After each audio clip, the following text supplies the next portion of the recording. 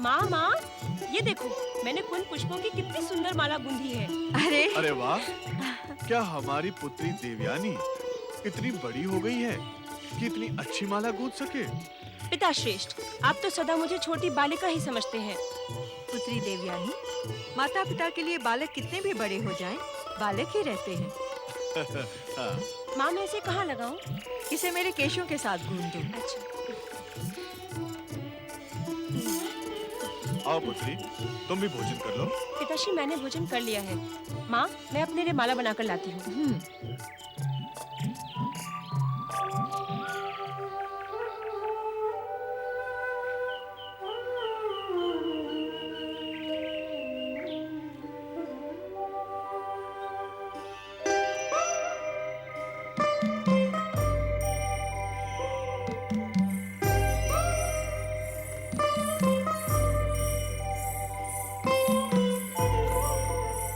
क्या बात है स्वामी? प्रातः काल से आप चिंता मग्न दिखाई दे रही हैं। क्या आप हमारी पुत्री देवयानी को लेकर चिंतित हैं? जयंती, हमारी योग्य पुत्री देवयानी को लेकर मुझे किस प्रकार की चिंता हो सकती है? स्वामी, आपको कभी इतना उद्विग्न नहीं देखा। आप निश्चित ही कोई बात हमसे छुपा रहे हैं। जयंती, ये कर्तव्य का ज्ञान है। कर्तव्य का ज्ञान? हाँ जयंती, आज प्रातः भोजन के समय देवयानी को तुम्हारे केशों में माला गूंथते देख मुझे अपने कर्तव्य का ज्ञान हुआ। ये कर्तव्य एक पिता का अपनी पुत्री के प्रति है स्वामी। पुत्री के विवाह को लेकर आपका चिंतित होना स्वाभाविक है, किंतु पुत्री देवयानी के लिए आपको इतना चिंतित होने की आवश्यकता नहीं। पुत्री देवयानी के वर स्वरूप योग्य से योग्य युवक स्वयं विवाह के लिए लालायित होगा। जयंती, इस समय मेरे हृदय में केवल देवयानी के विवाह की चिंता नहीं है। पुत्री देवयानी के विवाह के अतिरिक्त अन्य कौन सी चिंता है आपको स्वामी? जयंती, तुमसे विवाह के उपरांत एकांतवास करते हुए कितना अधिक समय व्यतीत हो गया है।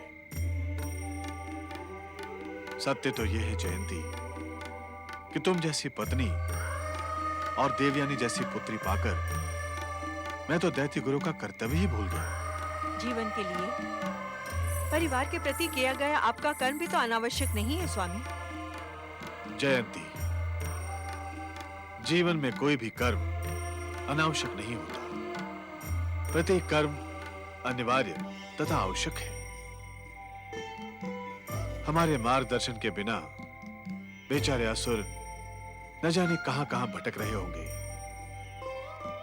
अब हमें अपना अज्ञातवास त्याग कर शीघ्र ही आश्रम पहुंचना है। जयंती, क्या तुम इस बात की इच्छुक नहीं कि हम आश्रम पहुंचकर अपने कर्तव्य का पालन करें? स्वामी, आपकी इच्छा के समक्ष मेरी अनिच्छा का कोई प्रश्न ही नहीं उठता। जो आपको प्रिय है वही मुझे भी प्रिय है। किंतु क्या जयंती? मुझे चिंता केवल देवयानी की है स्वामी, कि इस वन प्रदेश में स्वतंत्र विचरने वाली वो लड़की आपके आश्रम व असुरों के बीच कैसा अनुभव करेगी। ये क्या माँ, मैं कब से आपकी प्रतीक्षा कर रही हूँ। प्रिय पुत्री देवयानी, हम तुम्हें लेकर किसी विषय पर विचार विमर्श कर रहे थे। मुझे लेकर? मैंने ऐसा क्या कर दिया पिता श्रेष्ठ? पुत्री, तुम्हें हमारे आश्रम चलना कैसा लगेगा? आश्रम? सत्य कहूँ? हाँ पुत्री, हमारे आश्रम लौटने का निर्णय तुम्हारी इच्छा पर निर्भर करता है। सत्य तो ये है कि इस एकांत वन प्रदेश में अकेले भटकते भटकते मेरा मन ऊब गया है। मैं स्वयं कई दिनों से सोच रही थी कि आप दोनों को अपनी इस उद्विग्नता से परिचित करवाऊं। पुत्री देवयानी, तुम्हें हमारे आश्रम का वातावरण अवश्य अच्छा लगेगा। ही ज्ञात है।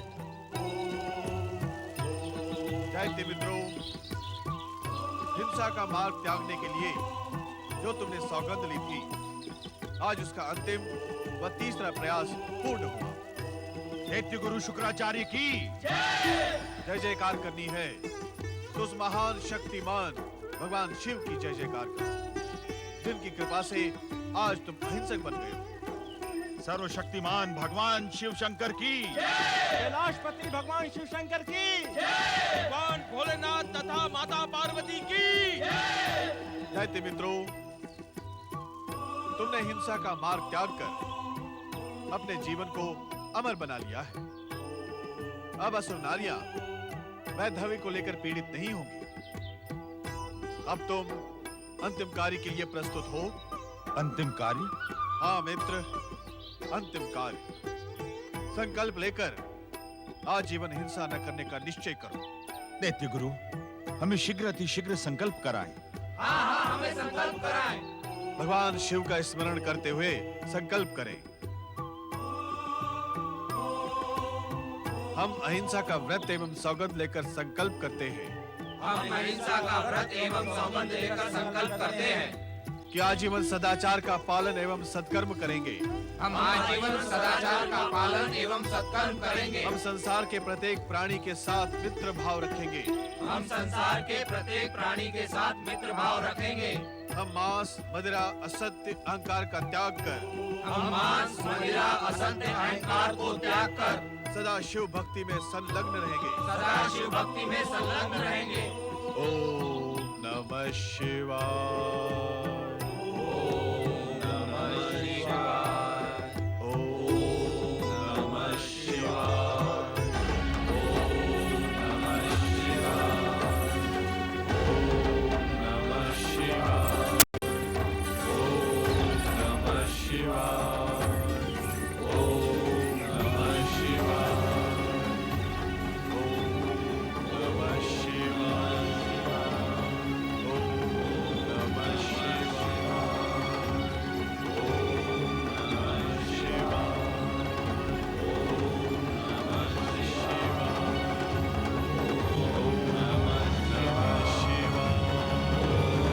दैत्य गुरु शुक्राचार्य,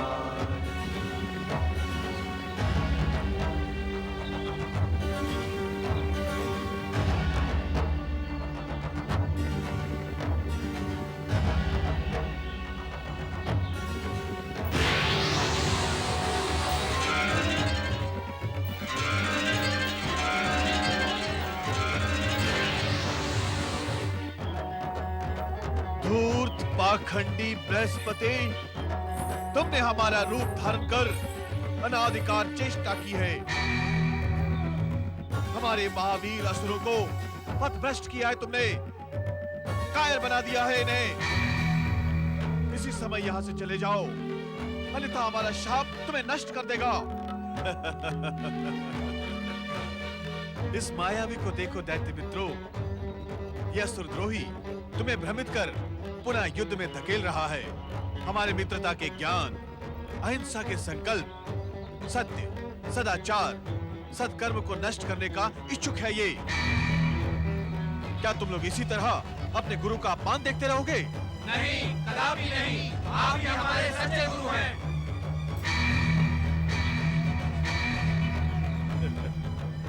दैत्य गुरु, हमने अपने गुरु को सदा आपके ही समान वृद्ध रूप में देखा है। ये युवा बनकर आया व्यक्ति अवश्य ही कोई मायावी है। ये हमारी वर्षों की साधना को नष्ट करने आया है। तुम्हारे सच्चे शुभचिंतक यही हैं। तुम्हें इस वृद्ध पाखंडी ने भटका दिया है। सच्चे दैत्य गुरु यही है असुर वीरों जो हमारे साथ आए हैं। हम तुम्हें नहीं जानते, चले जाओ यहाँ से। हाँ, चले जाओ यहाँ से। दुष्ट बुद्धिहीन भ्रमित असुरों, मैं तुम्हें शाप देता हूँ कि मेरा अपमान करने के कारण देवताओं से संग्राम में तुम्हारी पराजय होगी, दैत्य शक्ति नष्ट हो जाएगी। तुम भीरुओं की तरह इधर उधर भटकते रहोगे।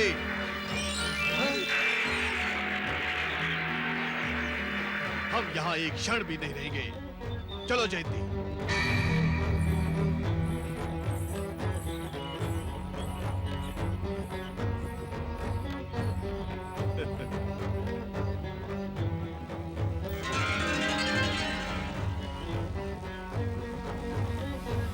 हे शिव शंकर, मेरा कर्तव्य पूर्ण हुआ।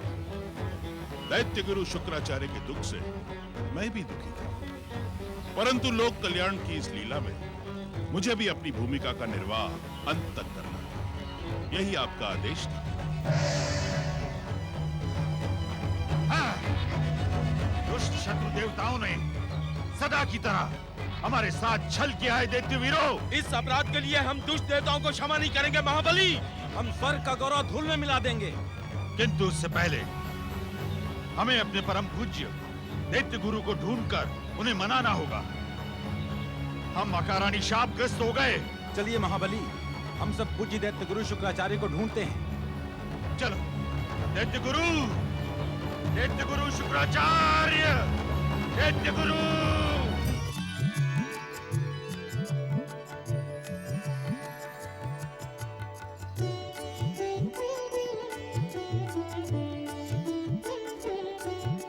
प्रणाम पिताश्री। तुम्हारा कल्याण हो। प्रणाम देवगुरु।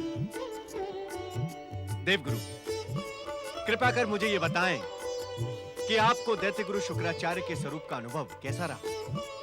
देवराज इंद्र, प्रपंच के मायाजाल का अनुभव कभी भी सुखद नहीं होता है, किंतु हमें इस बात का संतोष है कि भोलेनाथ का आशीर्वाद प्राप्त करने पर ही हमने आपकी इच्छा की पूर्ति की है। भोलेनाथ का आशीर्वाद? देवगुरु, तब तो अवश्य आपने दैत्य गुरु शुक्राचार्य की मृत संजीवनी विद्या की शक्ति भी प्राप्त कर ली होगी, है ना? हमने जिसके साथ प्रपंच किया हो देवराज, उसकी सिद्धियां अथवा उपलब्धियां हम कैसे प्राप्त कर सकते हैं? देवगुरु, आपने शुक्राचार्य का रूप तो धारण किया, किंतु उससे हमें क्या लाभ हुआ? देवराज, हमें प्रपंच के महाअंधकार में ढकेल कर भी आप संतुष्ट नहीं हुए। आपकी इच्छा क्या है? प्रश्न इच्छा अथवा संतुष्टि का नहीं है, प्रश्न कार्य का है, जो आपके द्वारा संभव नहीं हुआ। अब हमें ही कुछ करना होगा देवगुरु।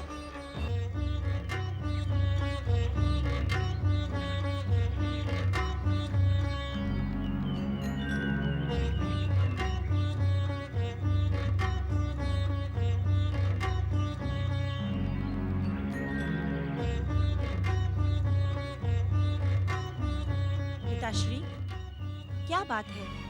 आश्रम में घटी दुर्घटना से आप अब तक व्यग्र एवं उद्विग्न हैं। उसे दुर्घटना न कहो पुत्री, वो दुष्ट देवताओं का दैत्य जाति के विरुद्ध षड्यंत्र था। तो क्या आप उस षड्यंत्र के प्रति उत्तर देने का विचार कर रहे हैं? घृणित एवं आपराधिक कार्य करने वालों के विरुद्ध विचार करने की कोई आवश्यकता नहीं होती पुत्री। बृहस्पति ने हमारे प्रति अपराध किया है, अपराध मैं उसे कभी क्षमा नहीं कर सकता, कभी नहीं। क्षमा करें स्वामी, आप लोगों की वार्ता के मध्य आने की इच्छुक नहीं थी, किंतु मन में एक जिज्ञासा उठ रही है। आपकी आज्ञा हो तो? अवश्य देवी। स्वामी, आप तो इस युग के महान विचारक हैं। आप इतना तो विचार कर ही सकते हैं कि आपकी अनुपस्थिति में देव गुरु ने आपके असुरों को धर्म एवं सदाचार की शिक्षा देकर कुछ अनुचित नहीं किया। जयंती, पाखंडी बृहस्पति का हमारे सम्मुख आदर प्रदान न करो। स्वामी, क्रोध तो भक्त का शत्रु होता है। आप तो परम शिव भक्त हैं। आप ये विचार क्यों नहीं करते कि संभवतः देव गुरु बृहस्पति के इस कार्य के पीछे भगवान भोलेनाथ की ही प्रेरणा रही हो? पिताश्री, यदि देवगुरु बृहस्पति आपकी अनुपस्थिति में इतने वर्षों तक असुर शक्ति को संगठित ना रखते, असुर आपके मार्गदर्शन बिना न जाने कितने उपद्रव करते।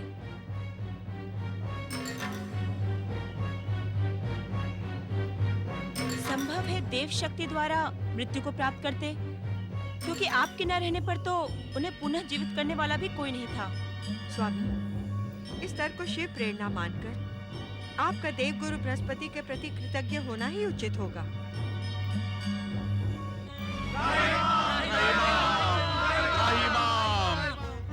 त्राहिमाम, हमें क्षमा कर दे दैत्य गुरु। आपने सदा दैत्य शक्ति का उद्धार किया है, हमें अज्ञानी मानकर क्षमा कर दे दैत्य गुरु।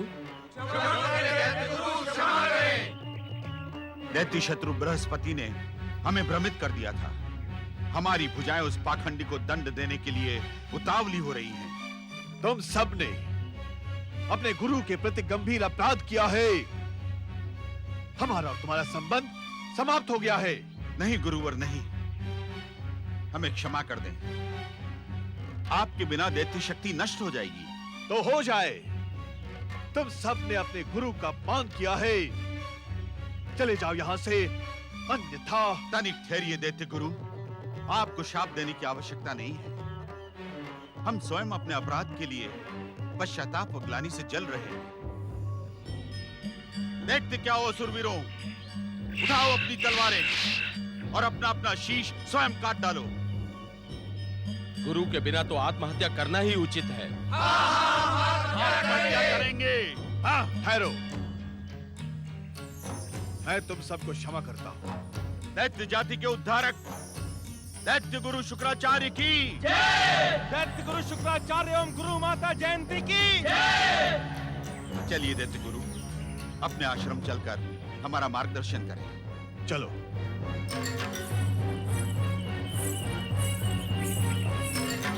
दैत्य गुरु शुक्राचार्य एवं माता जयंती की। दैत्य माता तिथि की। दैत्य गुरु शुक्राचार्य की। दैत्य शक्ति की। दैत्य गुरु शुक्राचार्य की। दैत्य गुरु शुक्राचार्य एवं माता जयंती की। ओम नमः शिवाय। असुरवीरों, तुम्हें सचमुच ही दुष्ट देवताओं एवं पाखंडी बृहस्पति ने छल करके भ्रमित कर दिया था। इसमें तुम्हारा कोई दोष नहीं। हम तुम्हें क्षमा करते हैं। दैत्य गुरु शुक्राचार्य की। असुर शक्ति के उद्धारक दैत्य गुरु शुक्राचार्य की। दैत्य गुरु शुक्राचार्य एवं माता जयंती की। दैत्य शक्ति की। माता जयंती। पवन देव, अब इन दुष्ट असुरों का दुष्चक्र पुनः प्रारंभ होगा। अब शुक्राचार्य इन्हें युद्ध का आदेश देंगे। मैंने आज से पूर्व असुरों को इतना उत्साहित कभी नहीं देखा है देवराज। पवन देव, ये उत्साह धूम्र तप से प्राप्त सिद्धियों का है। भगवान शिव ने इन्हें मृत संजीवनी के साथ साथ कई अन्य नई सिद्धियां भी प्रदान की हैं। वास्तविकता यह है कि शुक्राचार्य को प्राप्त मृत संजीवनी सिद्धि ही हम देवताओं की सबसे बड़ी शत्रु है। हाँ देवराज, मृत संजीवनी ही असुरों की महत्वाकांक्षा को बढ़ाती है तथा बार बार जीवन प्राप्त कर युद्ध के लिए प्रेरित करती है। क्योंकि शुक्राचार्य के रहते इन दुष्ट असुरों में मृत्यु का कोई भय नहीं है। किंतु अब ऐसा नहीं होगा देवराज। अर्थात स्वर्ग कन्या आपकी पुत्री जयंती दैत्य गुरु शुक्राचार्य की पत्नी बन गई है और अब वो उन्हें देवताओं से शत्रुता नहीं करने देगी। दैत्य गुरु शुक्राचार्य एवं माता जयंती की। दैत्य शक्ति की। जयंती, जयंती की। ये जय जयकार नहीं सुन रहे हैं आप? अब वो पूर्ण रूप से दैत्यनी बन गई है। मुझे तो उस पर तनिक भी विश्वास नहीं। अच्छा होता कि मैं उसके जन्मते ही उसका स्वयं वध कर देता। नारायण नारायण। देवराज इंद्र, इस प्रकार क्षुब्ध होने से क्या प्राप्त होगा? देवर्षि, प्राप्त तो अब स्वयं देवता को ही करना होगा, कोई नया उपाय सोचकर। तब तो आप अपने गुरु बृहस्पति से परामर्श प्राप्त करें। देवगुरु बृहस्पति?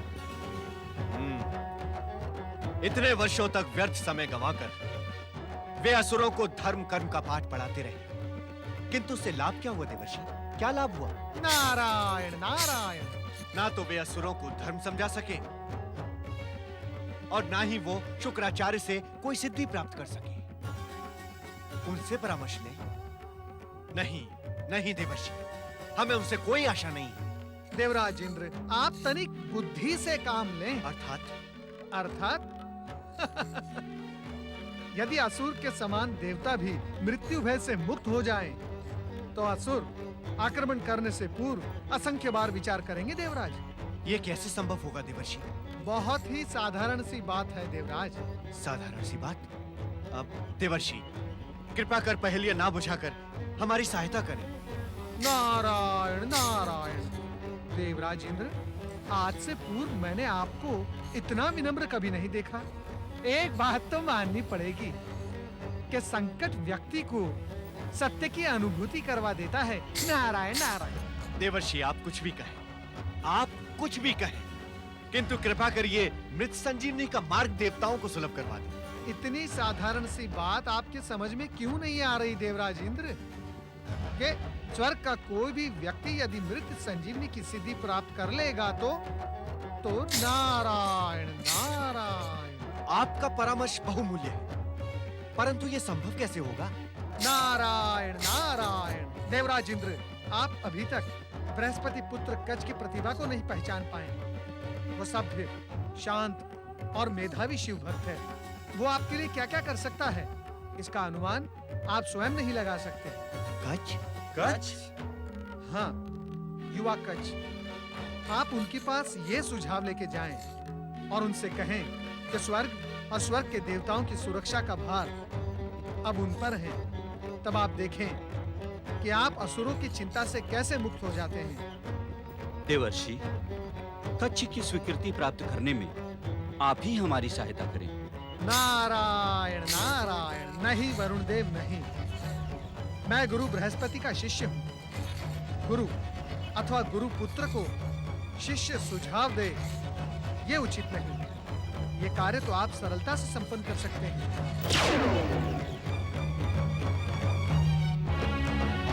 ये आप क्या कह रहे हैं देवराज? ये असंभव है। देवगुरु, मैं असंभव को संभव बनाने ही आपके पास आया। देवराज, ऐसी कठिन स्थिति में आप कच्छ को दैत्य गुरु शुक्राचार्य के पास भेजने को कह रहे हैं? कठिन स्थिति? देवराज, दैत्य गुरु शुक्राचार्य का अहंकार देवगुरु से प्रतिशोध लेने के लिए उत्सुक हो रहा है। जब से देवगुरु शुक्राचार्य का रूप त्याग कर वापस आए हैं, तब से शुक्राचार्य की गतिविधि क्या आपसे छुपी है? ये कठिन स्थिति नहीं तो क्या है? ऐसे में कच्छ को भेजना उसकी मृत्यु को निमंत्रण देना है। मुझे इस प्रस्ताव पर आपकी स्वीकृति किसी भी मूल्य पर प्राप्त करनी है देवगुरु। स्वर्ग के लिए मृत संजीवनी अनिवार्य हो गई। देवराज, मृत संजीवनी विद्या दैत्य गुरु शुक्राचार्य को कठोर तप एवं शिव कृपा से प्राप्त हुई। वो उसका ज्ञान किसी और को उपलब्ध नहीं करवाएंगे, अपने शत्रु पुत्र को तो कदापि नहीं। ये विचार आप मन से त्याग दें देवराज। देवगुरु, जो कार्य आप पूर्ण नहीं कर सके, उस कार्य को आपको अपने पुत्र से पूर्ण करवाना ही होगा। ये मात्र हमारी प्रार्थना अथवा इच्छा नहीं, आदेश भी है। पिता के अधूरे कार्य को पूरा करना पुत्र का कर्तव्य होता है देवराज।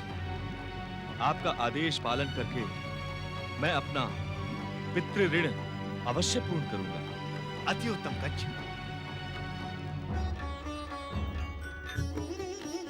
ये तुमने क्या किया कच्छ? पुत्र कच्छ, क्या तुम अपने आप को मृत्यु के मुंह में ढकेलने के इच्छुक हो? दैत्य गुरु शुक्राचार्य तुम्हारे पूज्य पिता के जन्मजात शत्रु हैं। पुत्र, वहां तुम्हें मृत संजीवनी विद्या तो क्या कुछ भी प्राप्त नहीं होगा।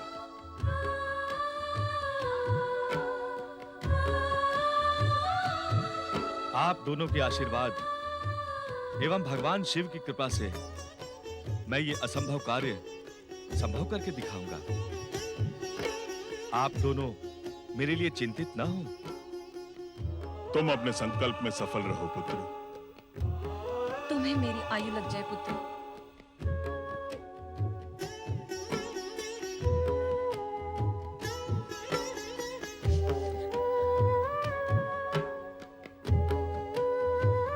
नारायण नारायण नारायण।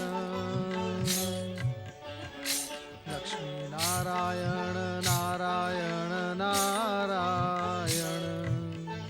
प्रणाम देवर्षि। तुम जानते हो कच्छ, तुम्हें दैत्य गुरु शुक्राचार्य के पास मृत संजीवनी सीखने के लिए भेजने का परामर्श मैंने ही देवराज इंद्र को दिया था। मैं जानता हूं कि लोक कल्याण के जिस कार्य की प्रेरणा आपने दी थी, उसका सौभाग्य मुझे आपके अतिरिक्त अन्य कोई प्रदान नहीं कर सकता था। विजयी भव पुत्र। किंतु दैत्य गुरु शुक्राचार्य के आश्रम में पहुंचने से पूर्व एक आवश्यक कार्य करो। आज्ञा करे देवर्षि। यहाँ से सर्वप्रथम कैलाश जाकर भगवान भोलेनाथ के दर्शन कर उनसे सफलता का आशीर्वाद प्राप्त करें, तब तुम्हें संकट का कोई भय नहीं रहेगा। मैं इस समय यही सोच रहा था देवर्षि कि पहले मैं कहां जाऊं। आपने मेरा पथ प्रदर्शन किया, इसके लिए मैं आपका आभारी हूं। प्रणाम देवर्षि।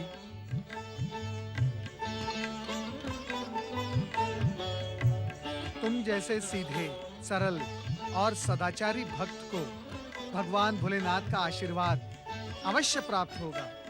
नारायण नारायण। ओम नमः शिवाय, ओम नमः शिवाय, ओम नमः शिवाय, ओम नमः शिवाय, ओम नमः शिवाय, ओम नमः शिवाय, ओम नमः शिवाय, ओम नमः शिवाय, ओम नमः शिवाय, ओम नमः शिवाय, ओम नमः शिवाय, ओम नमः शिवाय। ठहरिए, इससे आगे आप नहीं जा सकते। परंतु क्यों? क्योंकि हम आपसे परिचित नहीं हैं। कौन है आप? मैं आप ही की भांति शिव भक्त हूँ।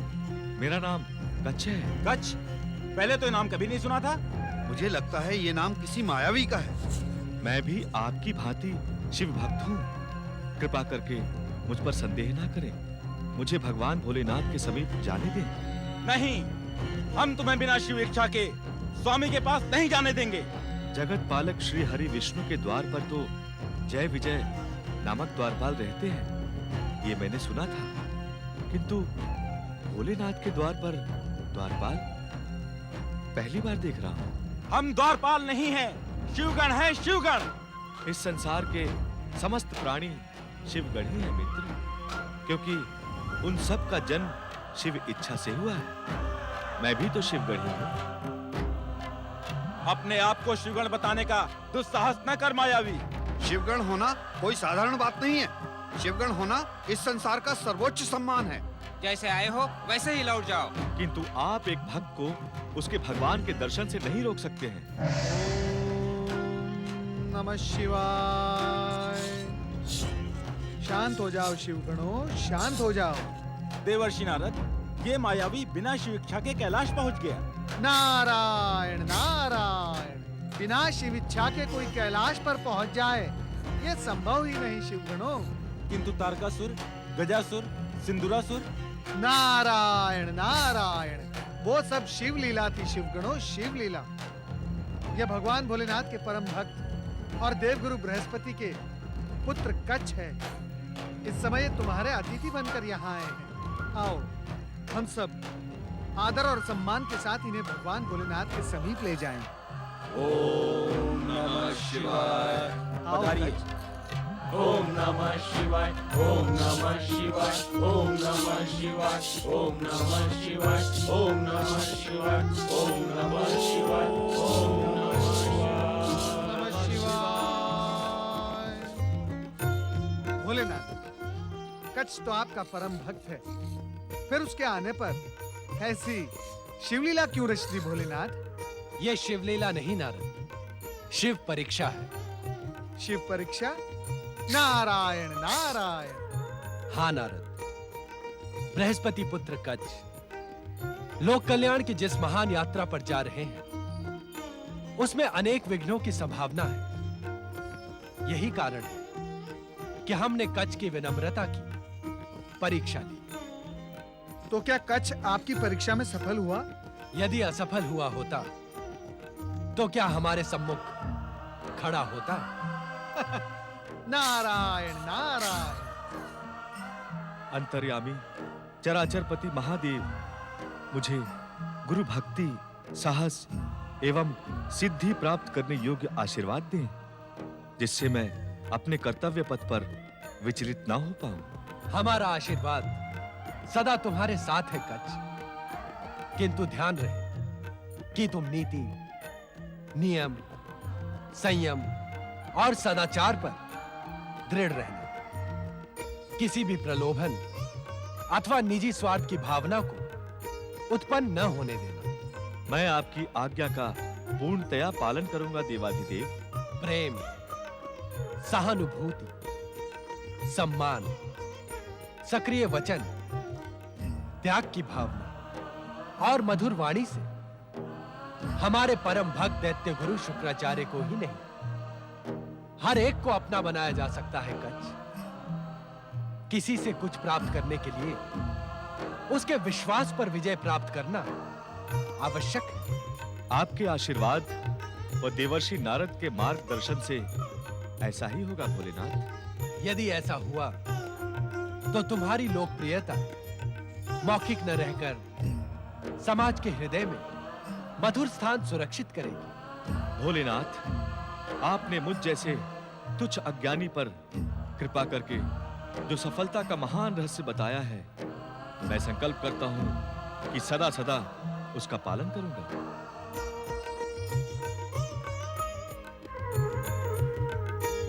नारायण नारायण। हम जानते हैं ना, तुम्हारे हृदय में जिज्ञासा ने आकार लेना प्रारंभ कर दिया है। हाँ भोलेनाथ, कृपया आप मुझे बताएं कि देवगुरु बृहस्पति का पुत्र कच्छ दैत्य गुरु शुक्राचार्य से मृत्यु संजीवनी प्राप्त करने में सफल होगा अथवा नहीं।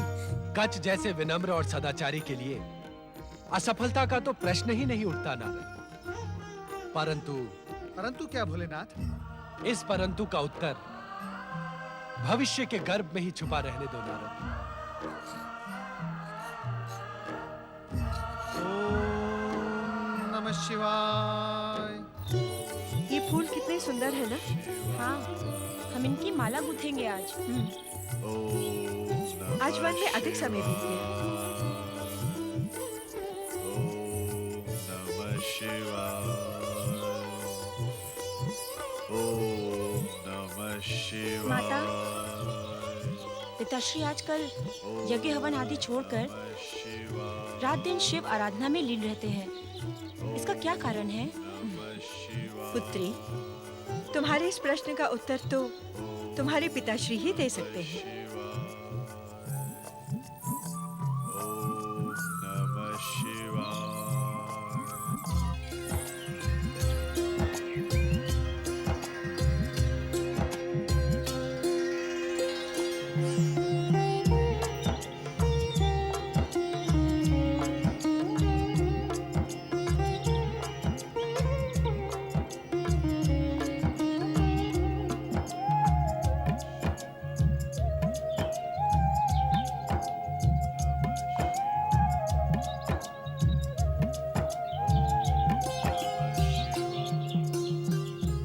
महान शिव भक्त सिद्धि साधक दैत्य गुरु शुक्राचार्य का आश्रम यही है ना? हाँ। क्या मैं अपरिचित अतिथि का परिचय प्राप्त कर सकती हूँ? परिचय तो आपको शीघ्र ही मिल जाएगा देवी। मेरी इच्छा है कि सर्वप्रथम अपना परिचय मैं गुरुदेव को ही बताऊं। मैं गुरुदेव की पुत्री हूँ। आश्रम में प्रवेश देने से पहले आपके विषय में सब कुछ जान लेना मेरा कर्तव्य है। मैं आपको आपके कर्तव्य से भी विमुक्त नहीं कर सकता हूँ, किंतु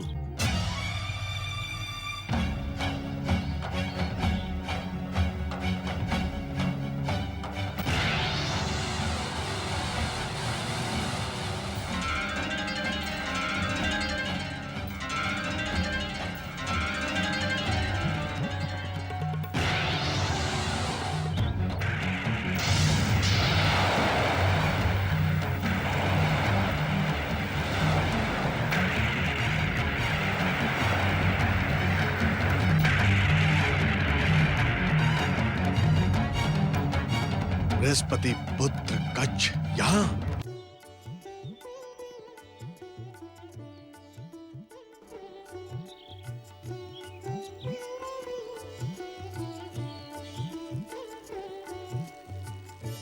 प्रणाम गुरुदेव। मैं शिक्षा प्राप्त करने के उद्देश्य से आपकी शरण में आया हूँ। तुम्हारी मुखाकृति व शारीरिक आकार असुरों जैसा नहीं है। कौन हो तुम? अपने आप को विद्यार्थी कह देना क्या पर्याप्त नहीं है? मैं आपका शिष्य बनने का इच्छुक हूँ। हमारा आश्रम विद्यार्थियों के लिए सदा खुला रहता है युवक। किंतु क्या पिताश्री? किंतु मात्र असुर विद्यार्थियों के लिए। हम दैत्य गुरु हैं।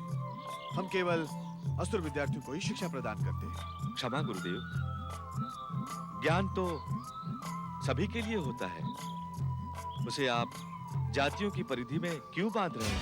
युवक, तुम यहाँ शिक्षा प्राप्त करने के उद्देश्य से आए हो अथवा अपना उपदेश देने? तुम अपना परिचय क्यों नहीं देते हो अतिथि? आप जैसे दिव्य ज्ञानी मुझसे अपरिचित रहे, इस पर मुझे विश्वास नहीं होता है। क्यों?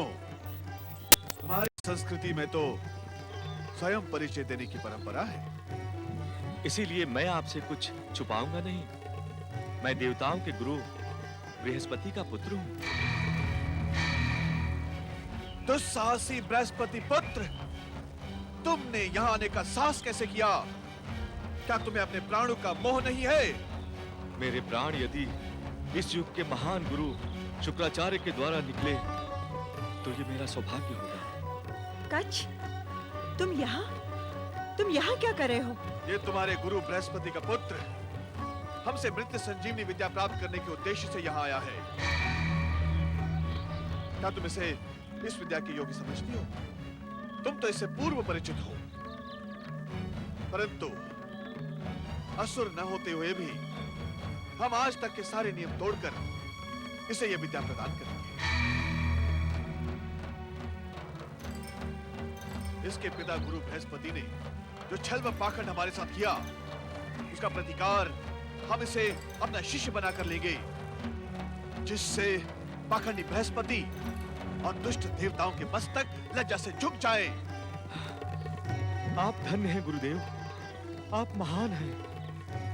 युवक, इस ज्ञानोपार्जन में तुम्हें असुरों से सतर्क रहना होगा। मृत संजीवनी के साधक दैत्य गुरु शुक्राचार्य के शिष्य को किसी से कैसा भय? असुर वीरों, आज हमारे जीवन का सबसे महत्वपूर्ण अवसर आ गया है। असुरों की विशाल सेना प्रस्तुत हो गई है। दैत्यराज महासुर की जय! सबसे पहले हम दैत्य गुरु की आज्ञा से पृथ्वी के समस्त देव भक्त ऋषि मुनियों को विवश कर देंगे कि वो देवताओं को अपना यज्ञ भाग देना बंद कर दें, जिससे यज्ञ भाग से वंचित देवता दुर्बल हो जाएंगे। तब हम स्वर्ग पर आक्रमण कर दुष्ट देवताओं से अपना प्रतिशोध लेंगे। दैत्यराज महासुर की जय!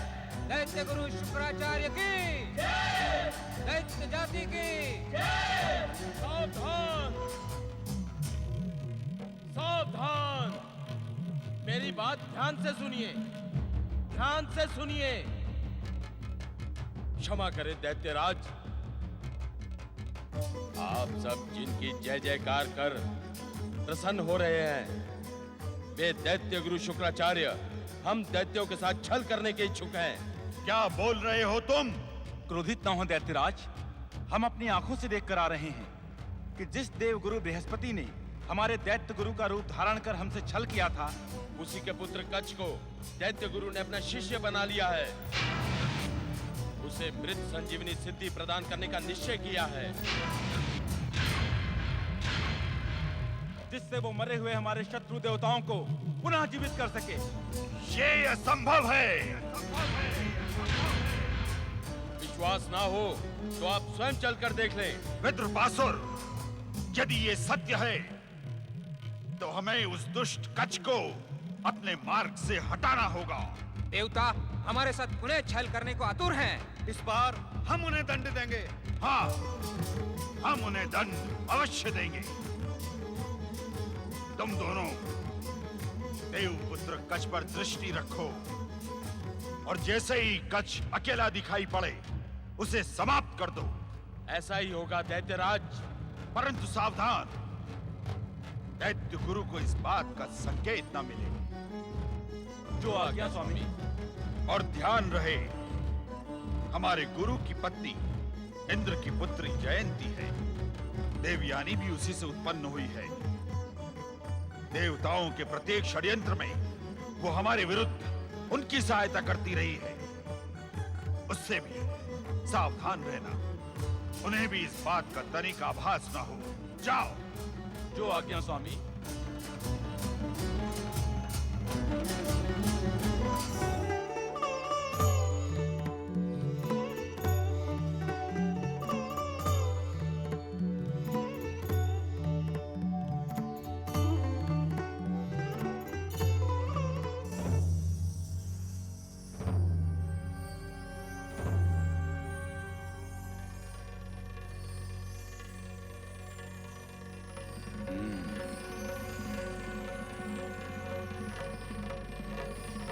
चलें?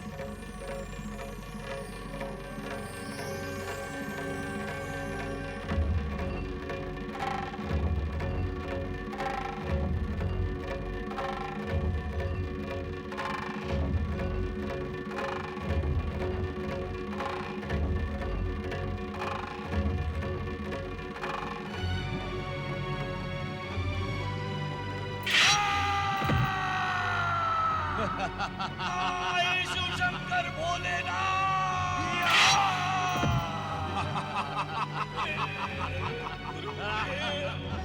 मेरी रक्षा करो।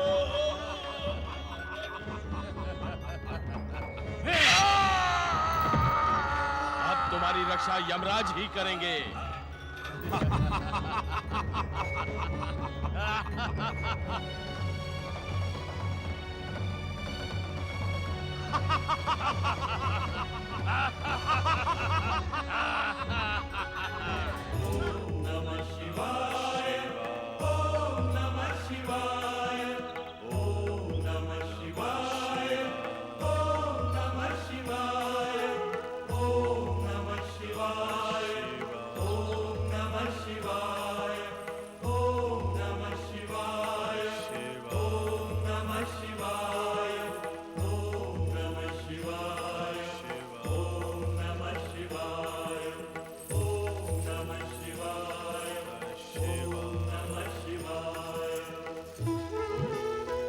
माता, संध्या होने ही वाली है, किंतु आश्रम के पशुओं को चराने लगे कच्छ का अभी तक कुछ पता नहीं।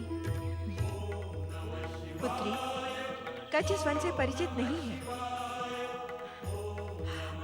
किंतु तुम चिंतित न हो। यदि वो भटक भी गया होगा, तो भी इस आश्रम के पशु उसका मार्गदर्शन करेंगे। लगता है कच्छ आ गया।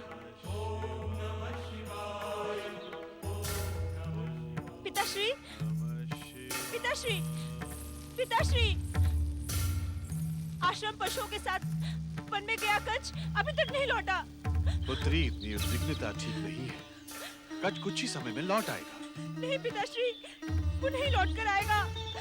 उसे अवश्य कुछ हो गया है, अन्यथा ये आश्रम पशु यूं अकेले लौट कर नहीं आते। पिताश्री, कुछ कीजिए पिताश्री, भगवान के लिए उसे ढूंढ कर लाइए।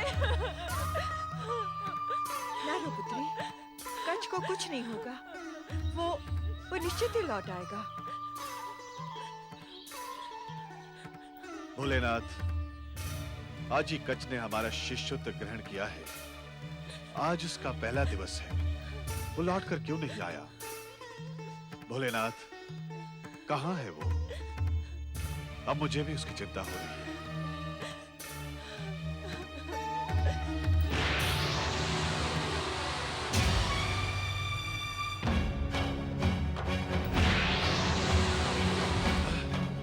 हे शिव शंकर, रक्षा करो शिव शंकर। वत्स कच्छ, हे शिव शंकर, हे भोलेनाथ, रक्षा करो। हे शिव शंकर, हे शिव शंकर, हे शिव शंकर।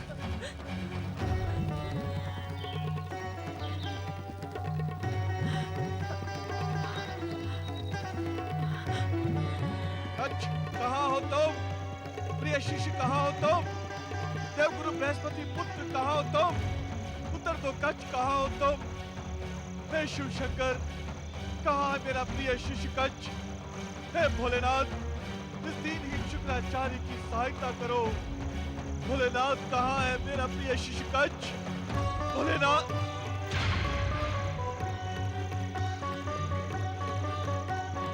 देवयानी, देवयानी, देवयानी। क्या हुआ पिताश्री? ये देखो कच्छ की कटी हुई भुजा। लगता है किसी ने इस पर घातक प्रहार किया है। यहाँ कच्छ का शत्रु कौन हो सकता है पिताश्री? पिताश्री, पिताश्री, किसी दुष्ट ने मेरे कच का वध कर दिया है।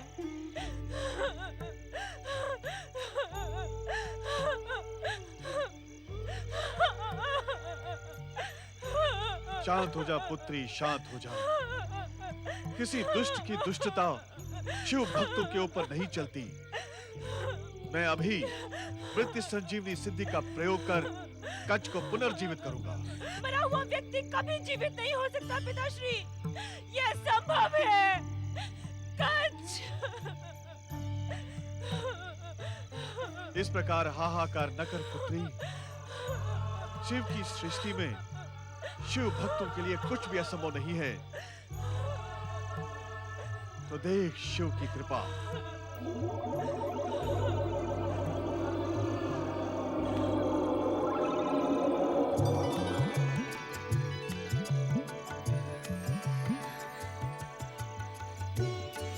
पिताश्री, आप वास्तव में महान हैं। आपने मेरे कच को जीवित कर दिया।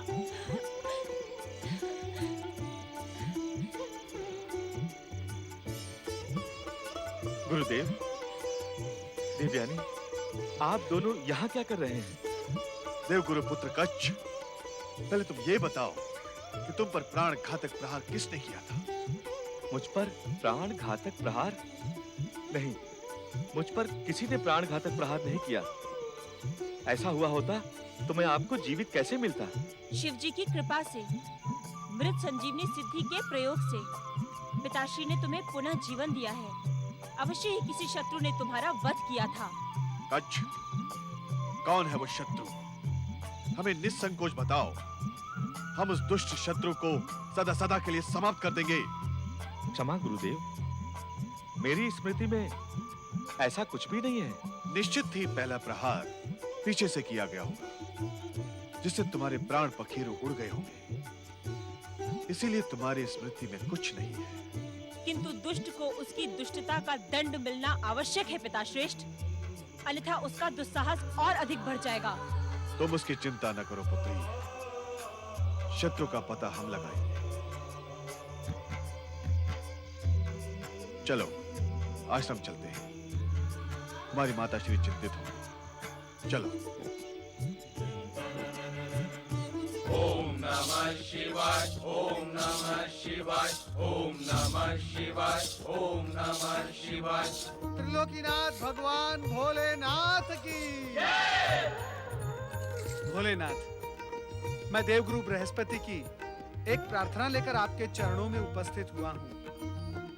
भोलेनाथ, देवगुरु बृहस्पति अपने पुत्र कच्छ को लेकर अत्यधिक चिंतित हैं। उन्हें ऐसा आभास है कि असुर उनके पुत्र कच्छ को जीवित देखने की इच्छुक नहीं है। बृहस्पति का आभास सत्य पर आधारित है ना। एक बार तो असुरों ने कच्छ का वध कर भी दिया। अर्थात देवाधिदेव? चिंतित ना हो नारद, हमसे प्राप्त मृत संजीवनी विद्या का प्रयोग कर शुक्राचार्य ने बृहस्पति के पुत्र कच्छ को जीवित भी कर दिया है। नारायण नारायण। परंतु भोलेनाथ, कच्छ का भविष्य?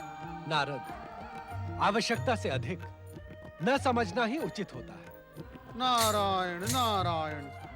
परंतु भोलेनाथ, कुछ भी ना समझना क्या अनुचित नहीं? नारद, क्या तुम ज्ञान की चलायमान गति को जानते हो? ज्ञान की गति? नहीं भोलेनाथ, कृपया मुझे बताएं। नारद, ज्ञान का जन्म कहां से हुआ? चेतना से। और चेतना का? चेतना का? क्या देवों के ऋषि तथा देवगुरु बृहस्पति के पट शिष्य को इतना भी ज्ञान नहीं कि चेतना का जन्म कहां से हुआ? भोलेनाथ, अथवा हमसे सुनने की लालसा में अपना ज्ञान छुपा रहे हैं? भोलेनाथ, मैं सत्य ही चेतना की सृष्टि के विषय में कुछ भी नहीं जानता। अन्यथा नारद के वाचाल स्वभाव से आप अपरिचित तो नहीं हैं। नारायण नारायण। तो सुनो नारद, चेतना का विचार जन्मा अग्नि से। अग्नि से? हाँ नारद, अग्नि से। अग्नि का स्वभाव सदा ऊर्ध्वगामी अर्थात ऊपर उठने को लालायित रहता है। कहीं भी जला, कैसे भी रखो, अग्नि सदा ऊपर की ओर भागना प्रारंभ कर देती है। इस महान सत्य की ओर तो कभी मेरा ध्यान ही नहीं गया भोलेनाथ। अग्नि का ये स्वभाव सृष्टि के प्रारंभ में ऊपर उठने वाली चेतनाओं के विचार में आ गया, क्योंकि चेतना दोनों प्रकार से बह सकती है, अग्नि के समान भी और जल की भांति भी। भोलेनाथ, आवश्यकता से अधिक समझना तो अनुचित है, किंतु तनिक भी ना समझना। नारायण नारायण। नारद, जल सदा नीचे की ओर भागता है, नीचा और नीच स्थान खोज लेता है। नीचे जाना ही उसकी प्रकृति है। जहां तनिक भी नीची जगह मिली, जल की यात्रा प्रारंभ। भोलेनाथ, चेतना के इस बहाव से ज्ञान का क्या संबंध?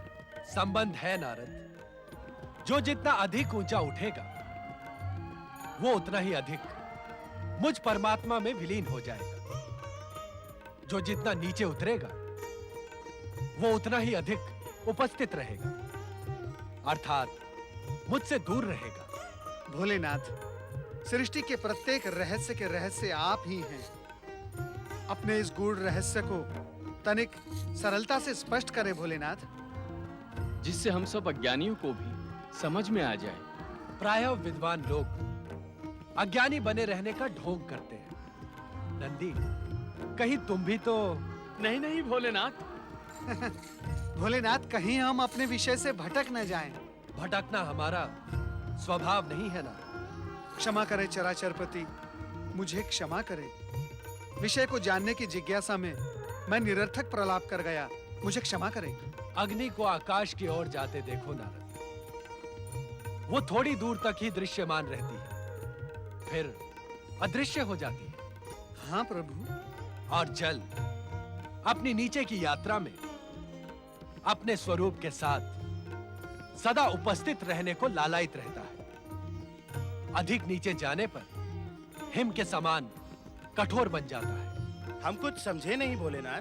साधारण भाषा में कहें तो जल की प्रकृति अहंकार की प्रकृति है। कारण कि कठोरता में ही अहंकार का वास होता है।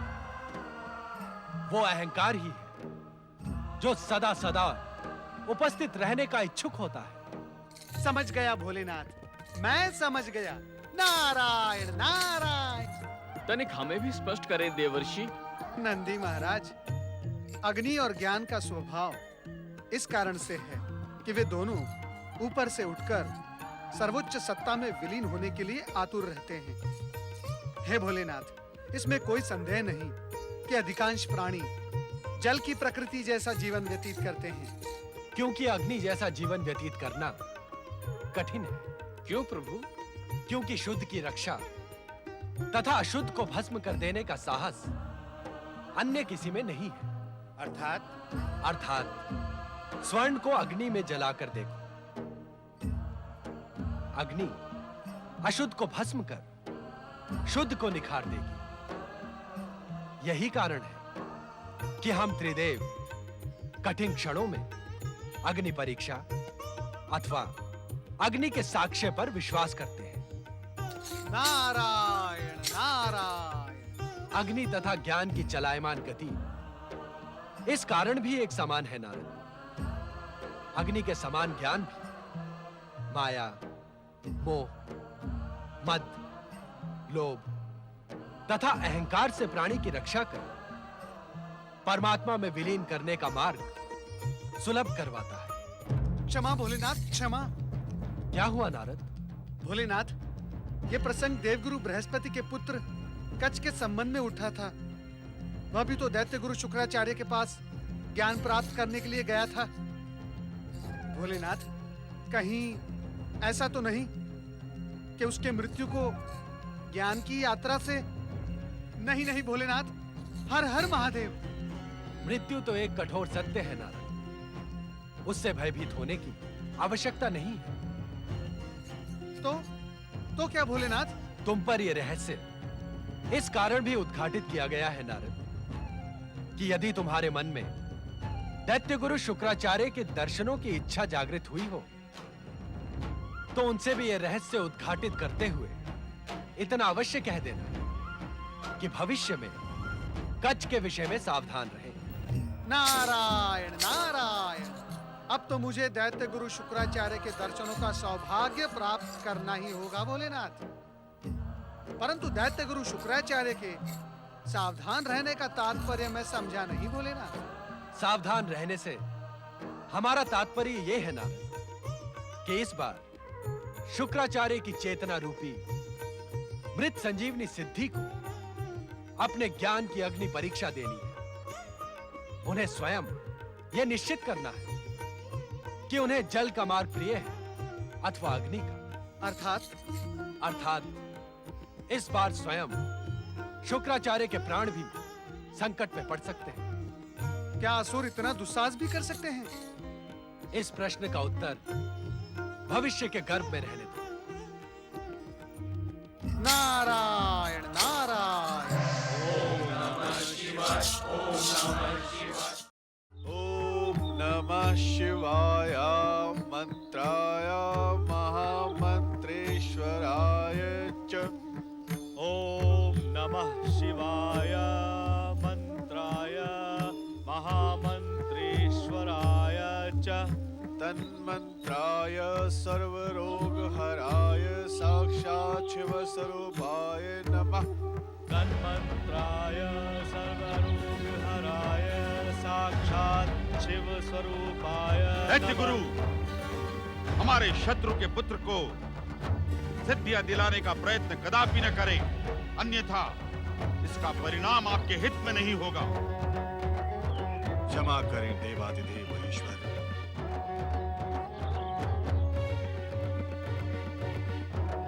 महासुर, तुम्हें हमारे हित अहित की चिंता करने की कोई आवश्यकता नहीं।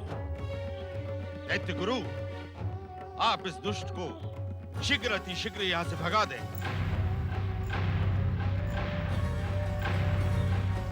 आप इसके पाखंडी पिता का अपराध भूल सकते हैं, किंतु हम बृहस्पति को कदापि क्षमा नहीं करेंगे। महासुर! सप्तम सुर में बात करना हमें भी आता है दैत्य गुरु, किंतु ये आपके स्वास्थ्य के लिए उचित नहीं है। उचित यही है कि आप इसी समय इसे यहां से दुत्कार दें। तो तुम भी स्पष्ट क्यों नहीं कहते कि तुम भी मुझे दैत्य गुरु के रूप में देखने के इच्छुक नहीं हो? यदि दैत्य गुरु दैत्यों के प्रति अपने कर्तव्य से विमुख हो जाएं, तो ये सब हम शांत होकर सहन नहीं करेंगे। दैत्य गुरु, क्या ये सत्य नहीं कि आप हमारे शत्रु को बढ़ावा देकर हमारे शत्रु बनने का दुष्कर्म कर रहे हैं? दैत्यराज, तुम अपनी मर्यादा को भूलकर उस गुरु का अपमान कर रहे हो जिन्होंने कठिन क्षणों में आपको जीवन प्रदान किया। उन्हीं कठिन क्षणों को याद कर हम अभी तक शांत हैं देवयानी, अन्यथा क्या कर लोगे तुम महासुर? करने को तो मैं बहुत कुछ कर लूंगा दैत्य गुरु। अपने पर संयम रखो दैत्यराज, अन्यथा तुम्हारे दैत्य गुरु एक बार फिर ये स्थान छोड़कर चले जाएंगे। आप दोनों माँ पुत्री ने मिलकर हमारे दैत्य गुरु की बुद्धि को भ्रष्ट कर दिया है। वे अच्छा बुरा सब भूल गए हैं। हमारे ही विरुद्ध हमारे शत्रु के पुत्र को सिद्धियां प्रदान कर रहे हैं। कच्छ के प्रति तुम्हारा बैर भाव देखकर हमें ऐसा प्रतीत होता है कि तुमने ही इसकी हत्या का दुष्कर्म किया था। देवयानी, हम असुर हैं, अपने शत्रुओं को कभी क्षमा नहीं करते। और ये भी समझ लो कि देव और दानव आपस में कभी मिलकर नहीं रह सकते। ये कच्छ भी अपने पिता की भांति क्या पाखंड करने आया होगा, हमारे भोले भाले दैत्य गुरु को मूर्ख बनाने आया होगा। आश्चर्य, घोर आश्चर्य है मुझे कि दैत्य गुरु ने इसे पुनः जीवित क्यों किया। अब आपको अपने शिष्य के हत्यारों को खोजने की आवश्यकता नहीं पिता श्रेष्ठ, क्योंकि ये आपके सामने खड़े हैं। त्याग दें उन दुष्टों को जो आपको अपमानित करने पर तुले हैं। महासुर, कच्छ को अपना शिष्य बनाने से पूर्व हमने इससे वचन लिया था कि यह हमसे प्राप्त सिद्धियों द्वारा असुरों को हानि नहीं पहुंचाएगा। और यही आश्वासन मैं तुम्हें भी देता हूं। हमें न तो आपके किसी आश्वासन पर विश्वास है और न ही इन दुष्ट असुर शत्रुओं पर। चलो असुर वीरों। नारायण नारायण। दैत्य गुरु नारद का प्रणाम स्वीकार करें।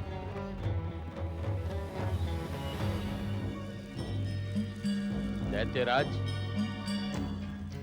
आप देख रहे हैं दैत्य गुरु का आश्रम हमारे दुष्ट शत्रुओं की गुप्तचरी का केंद्र बन गया है। इतनी स्वतंत्रता एवं स्वच्छंदता से मैंने दुष्ट दैत्य शत्रुओं को कभी यहाँ आते नहीं देखा दैत्यराज।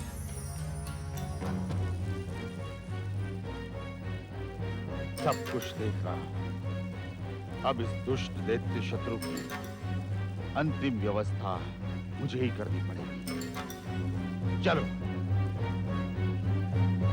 देव ऋषि, आप भगवान भोलेनाथ को मेरा धन्यवाद देते हुए कहना कि ये शुक्राचार्य एक बार अपनी भूल के लिए प्रताड़ित होकर सिद्धि विहीन हुआ था। अब ऐसा अवसर नहीं आएगा।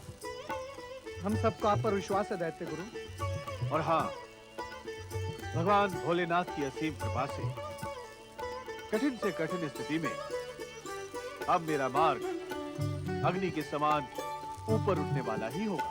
नारायण नारायण। आपकी मनोकामना अवश्य पूर्ण होगी दैत्य गुरु। कच्छ, आज्ञा करे देवर्षि। कच्छ, तुम्हारी कुल परंपरा तुम्हें माटी का दिया दे सकती है, ईंधन दे सकती है, परंतु उस दिए को प्रज्वलित तो तुम्हें ही करना होगा। जी देवर्षि। तुम्हारे गुरु तुम्हें मंत्र दे सकते हैं, जप और तप की विधि बताकर तुम्हें इस विधि के द्वारा सिद्धि के द्वार तक ले जा सकते हैं, परंतु सिद्धि को धारण करना यह तुम्हारा अपना परम कर्तव्य है, दायित्व है। देवर्षि, मैं आपका संकेत समझ गया हूँ। समय आने पर मैं आप सभी के विश्वास को और सुदृढ़ करूंगा। दैत्य गुरु, अब आप मुझे आज्ञा दें। बस कच्छ की सुरक्षा के प्रति तनिक सतर्क रहें। मैं तो पहले से सतर्क था देवर्षि। अब आपके परामर्श और भगवान भोलेनाथ के आदेशोपरांत मैं अधिक सावधान रहूंगा। नारायण नारायण। भोलेनाथ का संकेत पाकर दैत्य गुरु शुक्राचार्य ने सावधान और सतर्क रहने का निश्चय तो कर लिया, किंतु सदाचार के सम्मुख दुराचार भी अपनी सफलता के निश्चय पर अटल रहता है। दैत्यराज महासुर प्रतिशोध की ज्वाला से धधक रहा था।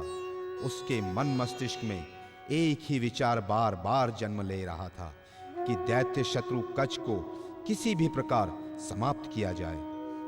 अपने इसी विचार को पूर्ण करने के लिए अर्धरात्रि में अन्य असुरों के साथ महासुर दैत्य गुरु आश्रम में दबे पांव प्रवेश करता है।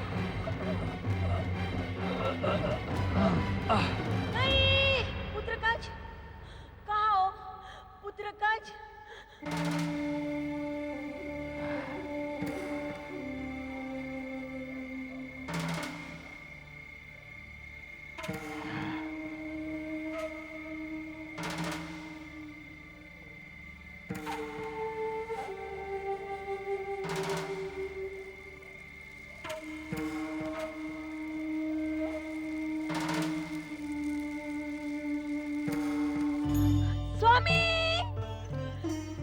स्वामी, पुत्र कच, स्वामी, स्वामी, पुत्र कच। क्या बात है तारा? स्वामी, मेरे कच के प्राण संकट में हैं। मैंने स्वप्न में देखा कि कई असुर मिलकर मेरे कच के प्राण ले रहे हैं। स्वप्न सदा सत्य पर आधारित नहीं होता तारा। हमारे मन की व्याकुलता ही स्वप्न का रूप धारण कर लेती है। तुम कच के लिए चिंतित ना हो।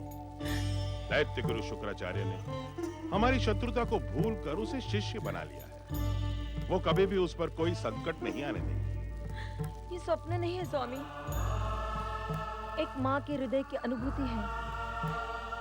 आप अपनी दिव्य दृष्टि से देखिए कि हमारे प्रिय कच को कुछ हुआ तो नहीं। ओम नमः शिवाय।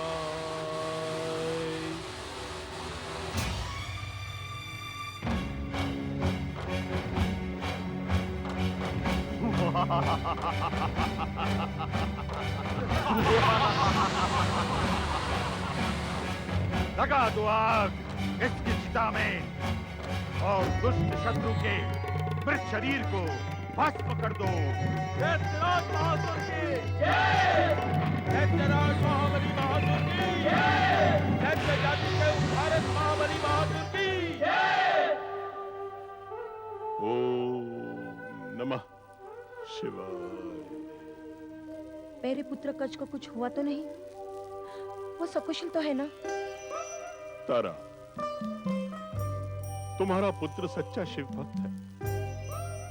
भगवान शिव की उस पर असीम अनुकंपा है। जो कुछ भी होगा वो शिव इच्छा से होगा। इसी में हम सब की भलाई है। आपका विचलित स्वर कह रहा है कि निश्चित ही हमारे कच को कुछ हो गया है। तुम परम विदुषी हो तारा। एक स्वप्न को लेकर इतना उत्तेजित होना उचित नहीं है। ऐसी उत्तेजना तो साधारण मनुष्य दिखाते हैं। देखो तारा, यदि हमारे पुत्र कच को कुछ हो गया होता तो क्या मैं इतना प्रसन्न होता? नहीं,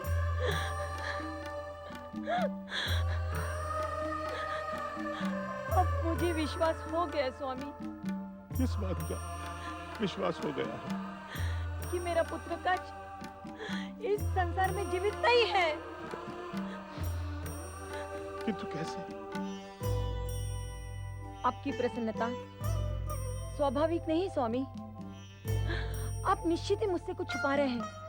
तुम क्या मुझे इतना निष्ठुर समझती हो तारा कि अपने पुत्र पर आए संकट को देखकर मैं प्रसन्न होऊंगा? आप निष्ठुर नहीं है स्वामी, किंतु मैंने भी कोई काल्पनिक स्वप्न नहीं देखा है। आप अपनी दिव्य दृष्टि से सभी कुछ देखकर भी शिव पर विश्वास होने से सभी कुछ छिपा रहे हैं। क्योंकि आप जानते हैं, आप जैसे परम शिव भक्त का अहित हो ही नहीं सकता।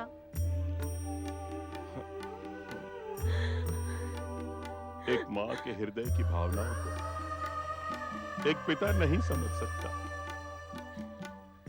तुम विजयी हुई तारा। तुम्हारा स्वप्न सच्चा है।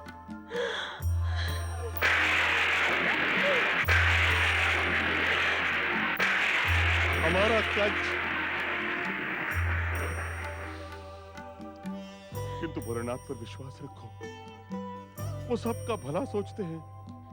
ये बात बताने में आपने कितनी देर लगा दी स्वामी, कितनी देर लगा दी। अब शीघ्रता से चले। किंतु कहां? भोलेनाथ की आराधना कर उनसे अपने पुत्र के जीवन की भीख मांगने। तारा, अब विलंब न कीजिए स्वामी। वैसे ही बहुत देर हो गई है। इस स्थिति में शिव स्मरण के अतिरिक्त अन्य कोई उपाय नहीं है। तारा, ये आप क्या कर रहे हैं स्वामी? उठिए। पति और पत्नी तो बहुत छोटी बात है तारा। मैं तुम जैसी महान शिव भक्तिनी को प्रणाम कर अपना जीवन सफल बना रहा हूं। स्वामी, स्वामी उठिए। तारा, तारा, पुत्र की मृत्यु का कठोर समाचार सुनकर भी जो मां अपनी आस्थाओं पर कठोर विश्वास करे, उसके पुत्र को संसार का कोई भी संकट स्पर्श नहीं कर सकता। आओ। ओम नमः शिवाय, ओम नमः शिवाय। हे शिव शंकर, हे देवाधिदेव, हे भोलेनाथ, हमारे पुत्र कच्छ की रक्षा करो, रक्षा करो।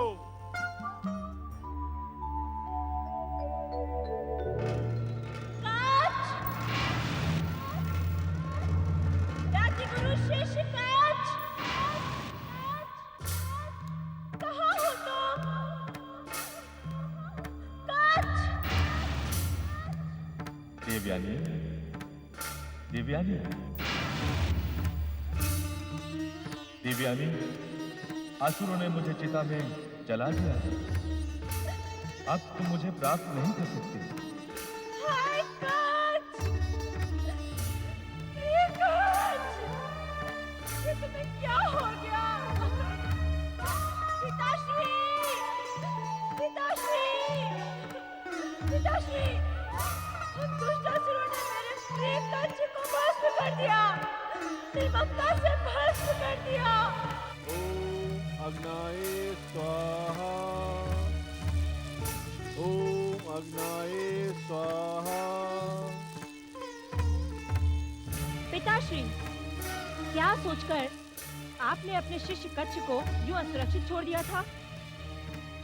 उन दुष्ट असुरों का भय छुपा है आपसे, जो आपके सामने ही कच्छ को हानि पहुंचाने की चेतावनी देकर चले गए। क्या हुआ पुत्री? वही हुआ जो आपकी इच्छा थी। देवयानी, क्या ये सत्य नहीं कि कच्छ की मृत्यु के पहले ही आप देवगुरु बृहस्पति से आपके साथ किए गए छल का प्रतिशोध का निर्णय ले चुके थे? देवयानी, कच्छ को न पाकर तुम विक्षिप्त हो गई हो। तुम्हें भले बुरे का विवेक नहीं रहा। हम पर ऐसा घृणित आरोप लगाते हुए तुम्हें लज्जा नहीं आई? पुत्री देवयानी, तनिक संयम और विवेक से काम लो। कच्छ वन विहार करते हुए दूर निकल गया होगा, शीघ्र ही लौट आएगा पुत्री। जिसका शरीर जलकर भस्म हो गया हो माँ, उसके प्राण कभी लौट कर नहीं आते। मैंने अपनी आंखों से वन में कच्छ के शरीर की भस्म देखी है। ये क्या कह रही हो पुत्री? जो देखा है वही बता रही हूँ पिताश्री, मैं सत्य नहीं कह रही। देवयानी, आओ मेरे साथ। हे भगवान, ये क्या हो गया? अब क्या होगा? दैत्य गुरु अपने शिष्य कच्छ का प्रणाम स्वीकार करें।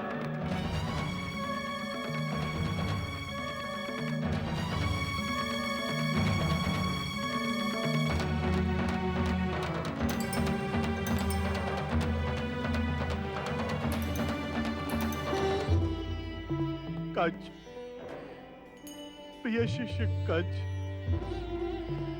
वो दुष्टों ने तुम्हें जलाकर भस्म कर दिया,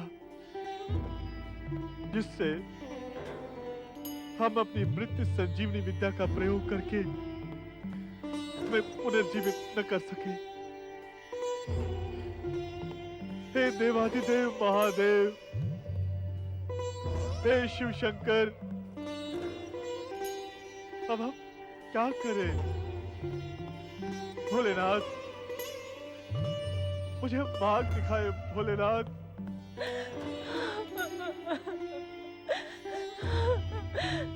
पुत्री, अब रोने और विलाप करने से कुछ नहीं होगा। अपने दुखी हृदय को शिव की भक्ति में लीन कर दो। इस संसार में उससे शक्तिमान और कोई नहीं है। पुत्री, वो असंभव को भी संभव कर सकते हैं। क्या भोलेनाथ हमारी पुकार सुनेंगे? हाँ पुत्री, भोलेनाथ सच्चे मन से निकली पुकार को कभी अनसुना नहीं करते।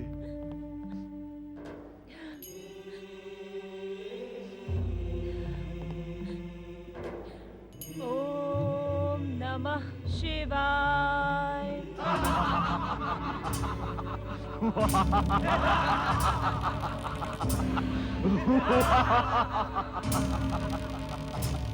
मित्रपासुर, इस दुष्ट शत्रु कच्छ की भस्म को मदिरा में मिला दो, जिससे इस दुष्ट शत्रु का अस्तित्व मदिरा की मादकता में विलीन हो जाए।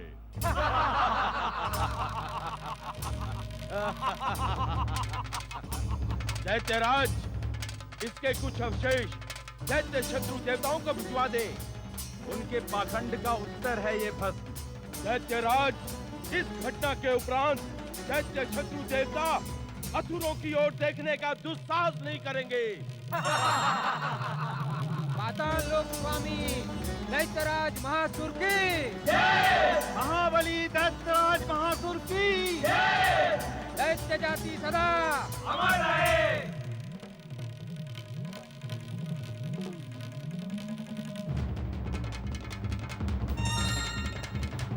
असुरराज, लीजिए, सर्वप्रथम आप ही से ग्रहण करें। महासुर, हम तुमसे उत्तर मांगने आए हैं।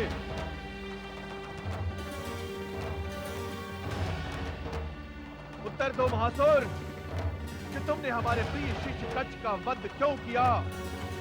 क्या तुम्हें हमारे क्रोध का तनिक भी भय नहीं? जो दैत्य गुरु तुम्हें अपनी सिद्धि के बल पर जीवित कर सकता है, वो तुम्हारा जीवन छीन भी सकता है। उत्तर दो महासुर, मौन रहकर तुम हमारे क्रोध को और बढ़ा रहे हो। मेरे पास कहने योग्य कुछ भी नहीं है दैत्य गुरु। मैंने अपने मन की बात पहले ही स्पष्ट कर दी थी। ठीक है, मैं तुम्हें स्वयं नहीं मारूंगा, किंतु तुम्हें जीवित रहने के योग्य भी नहीं छोड़ूंगा। दैत्य गुरु, शत्रु की मौत पर कैसा शोक? विशेष रूप से बनाई गई मदिरा पिए। नहीं पीनी हमें तुम्हारी मदिरा। अब हमें असुरों से कोई संबंध नहीं रखना। देवगुरु,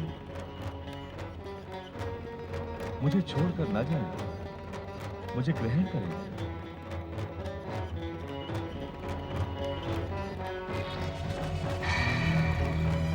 महासुर, मुझे केवल इतना बता दो कि तुमने कच्छ को जलाया, क्या अपराध था उसका? दैत्य गुरु, आप तो दिव्य दृष्टि के स्वामी हैं। जो कुछ भी ज्ञात करने की इच्छा हो ज्ञात कर सकते हैं। मुझे तो केवल इतना ज्ञात है कि कच्छ की भस्म इस मदिरा में मिलकर मदमस्त हो गई है। इसीलिए ये मदिरा ग्रहण करने के लिए आपसे निवेदन कर रहे थे दैत्य गुरु। ये मदिरा पात्र ग्रहण करें और अपने प्रिय शिष्य कच्छ को तर्पण दे।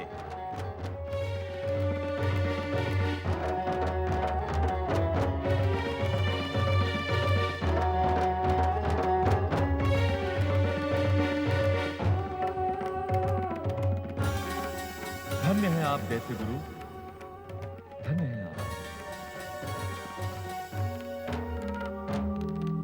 कच्छ, कच्छ, मैं तुम्हारे बिना जीवित नहीं रह सकती। कच्छ, कच्छ। देवयानी, ये क्या कर रही हो तुम? क्या पागल हो गई हो? हाँ, मैं पागल हो गई हूँ। कच्छ के बिना जीने की मैं कल्पना भी नहीं कर सकती।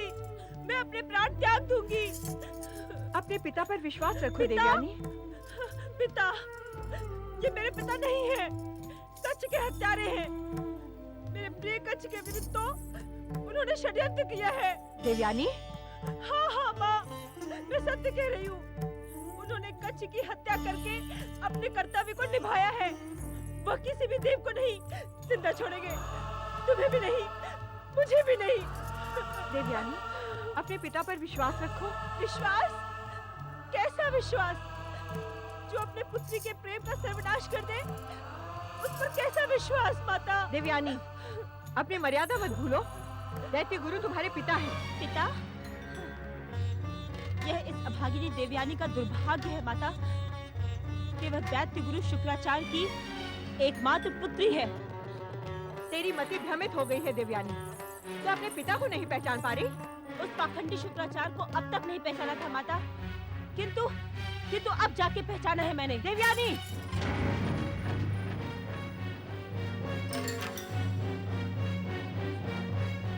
हाथ क्यों रोक दिया माता? मारो मुझे, मार डालो।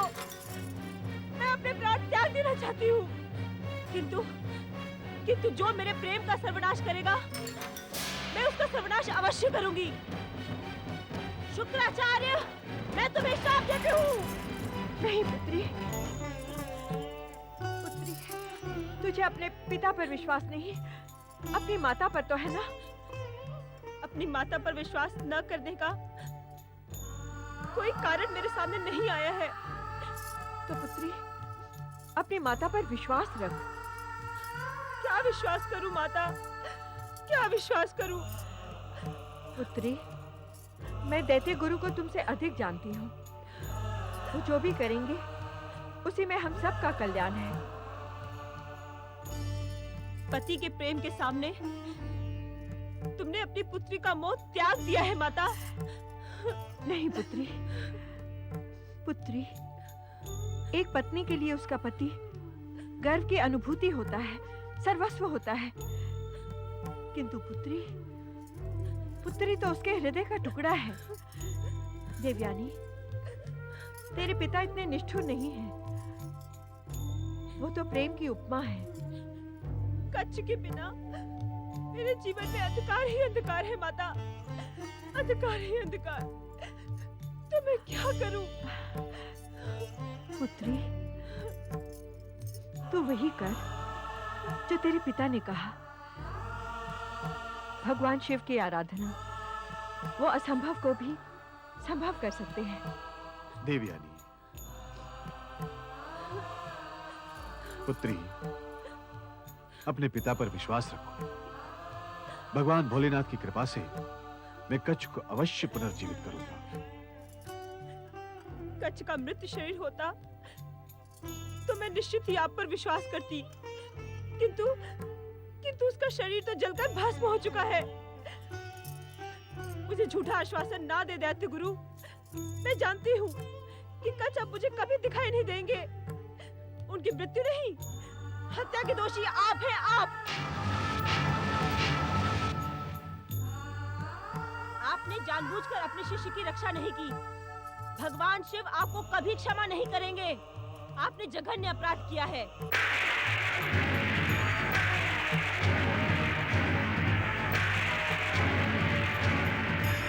जघन्य अपराध।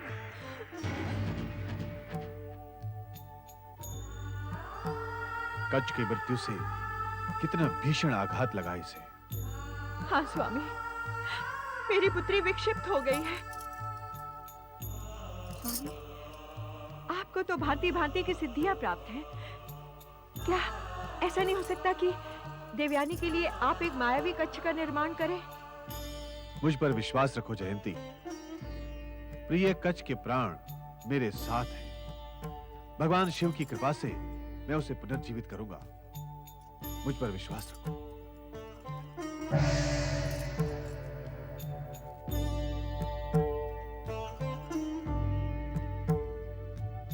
ओम नमः शिवाय, ओम नमः शिवाय, ओम नमः शिवाय, ओम नमः शिवाय, ओम नमः शिवाय, ओम नमः शिवाय,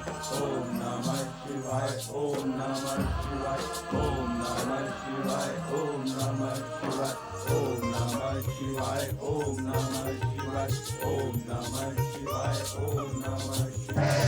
देवादिदेव शिव शंकर, मेरा पुत्र कच्छ आपका आशीर्वाद लेकर ही दैत्य गुरु शुक्राचार्य के समीप गया, फिर भी उस पर यह संकट। धैर्य जीवन की बहुमूल्य उपलब्धि है देवगुरु बृहस्पति। जो हमारा आशीर्वाद प्राप्त करके अपनी यात्रा पर गया हो, उस पर संकट आए, यह आपने सोच भी कैसे लिया? ये देवगुरु बृहस्पति की सोच नहीं है भोलेनाथ, पिता बृहस्पति की उद्विग्नता है। कुछ ही समय में आपकी उद्विग्नता को शांति मिल जाएगी कि कच्छ के जीवन पर कोई संकट नहीं। हे देवादिदेव महादेव, आप सदा मेरे ऊपर कृपालु रहे हैं। आज भी मैं आपकी कृपा प्राप्त करने ही यहाँ आया हूँ। मुझे विश्वास है कि आपकी दया कृपा से प्रिय कच्छ का कुछ अनिष्ट नहीं होगा। महादेव, उसे पूर्व रूप में प्रकट कीजिए। यदि उसे कुछ हो गया तो मैं स्वयं को कभी क्षमा नहीं कर पाऊंगा। तुम्हारी जिज्ञासा अत्यंत विचित्र है शुक्राचार्य। मैं कुछ समझा नहीं भोलेनाथ। क्या तुमने कच का स्वर नहीं सुना? जो व्यक्ति मृत हो उसका स्वर कैसे सुनाई दे सकता है? भोलेनाथ, मैंने स्वयं कच को भस्मीभूत देखा है। उसका स्वर सुनकर मुझे अपार आश्चर्य हुआ। कहीं ये मेरा भ्रम तो नहीं? मेरा मार्गदर्शन करें त्रिलोकीनाथ त्रिपुरारी भगवान। मुझे बताएं कि मैं कच को पुनः कैसे प्राप्त कर सकता हूं।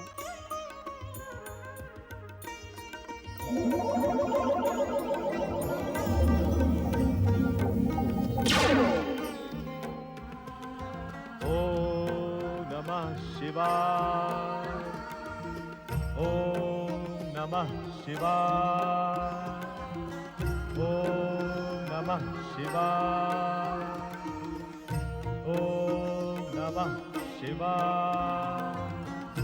ओम नमः कैलाशपति भगवान शिव शंकर की जय। चराचरपति भगवान शिव शंकर की जय। दैत्य गुरु शुक्राचार्य, आपका प्रिय शिष्य कच आपके उदर में सुरक्षित है। ओम नमः शिवाय। ओम नमः शिवाय। अब क्या होगा महादेव? क्या कच सदा मेरे उदर में निवास करेगा? यह आपकी इच्छा पर निर्भर है दैत्य गुरु। अर्थात परमेश्वर? अर्थात यदि आपकी इच्छा होगी तो कच अपने मूल रूप में प्रकट होगा, अन्यथा आपका उदर ही उसकी कर्म भूमि बनेगी। भोलेनाथ, कृपा करके मुझे स्पष्ट बताइए कि अपने प्रिय शिष्य कच को बाहर निकालने के लिए मुझे क्या करना होगा? दैत्य गुरु शुक्राचार्य, आपने स्वयं देवर्षि नारद से यह संदेश भिजवाकर हमें आश्वस्त किया था कि कठिन से कठिन परिस्थिति में अब आपका मार्ग अग्नि के समान ऊपर उठने वाला होगा। मैं आज भी अपने कथन पर अटल हूं भोलेनाथ। कैलाश पर मेरी उपस्थिति इस बात का प्रमाण है, किंतु मेरी उद्विग्नता मुझे कुछ भी विचार नहीं करने दे रही है। उद्विग्नता दैत्य गुरु शुक्राचार्य को भी व्यथित कर सकती है, यह जानकर आश्चर्य हुआ। भोलेनाथ, आज से पूर्व शुक्राचार्य ने लोक कल्याण तथा विश्व मैत्री का कोई कार्य नहीं किया था। इसी कारण इन क्षेत्रों में मेरी अनुभवहीनता ही मुझे उद्विग्न कर रही है। भोलेनाथ, मुझे वो मार्ग बताएं जिससे मैं अपने प्रिय शिष्य को पुनः प्राप्त कर सकूं। एकांत वन में जाकर अपने उदर में सुरक्षित कच के साथ तपस्या प्रारंभ करें। गर्भास्थ कच को मृत संजीवनी सिद्धि प्रदान करे दैत्य गुरु। इसके पश्चात ही आपकी समस्या का स्वतः हल हो जाएगा। इस विषय में आपको कुछ कहना है देवगुरु बृहस्पति? आपके समीप आने का अर्थ ही यह है भोलेनाथ कि समस्त चिंताओं को आपके चरणों में समर्पित कर दिया जाए। मुझे कुछ भी नहीं कहना प्रभु। ओम नमः शिवाय। भोलेनाथ, कच के लिए चिंतित ना होना। वो शुक्राचार्य के पुत्र का गौरव प्राप्त कर इनके उदर में सुरक्षित निवास कर रहा है।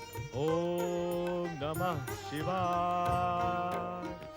ओम नमः शिवाय।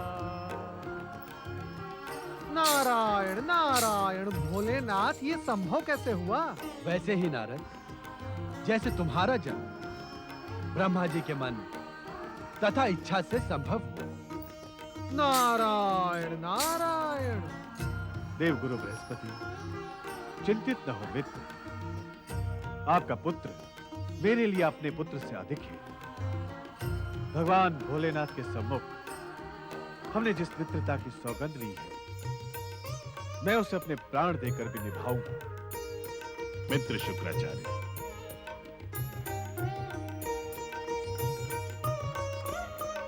जय शिव शंकर।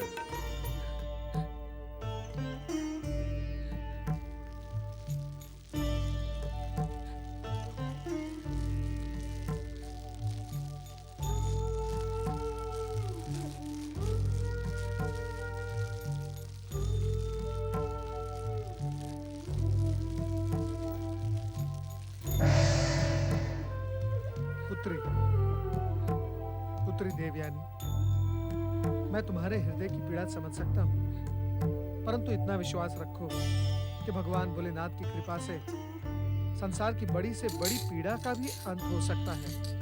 मुझे आश्वासनों की आवश्यकता नहीं देवर्षि। मैं जानती हूँ कि कच्छप मुझे कभी प्राप्त नहीं होंगे, वो कभी नहीं लौटेंगे।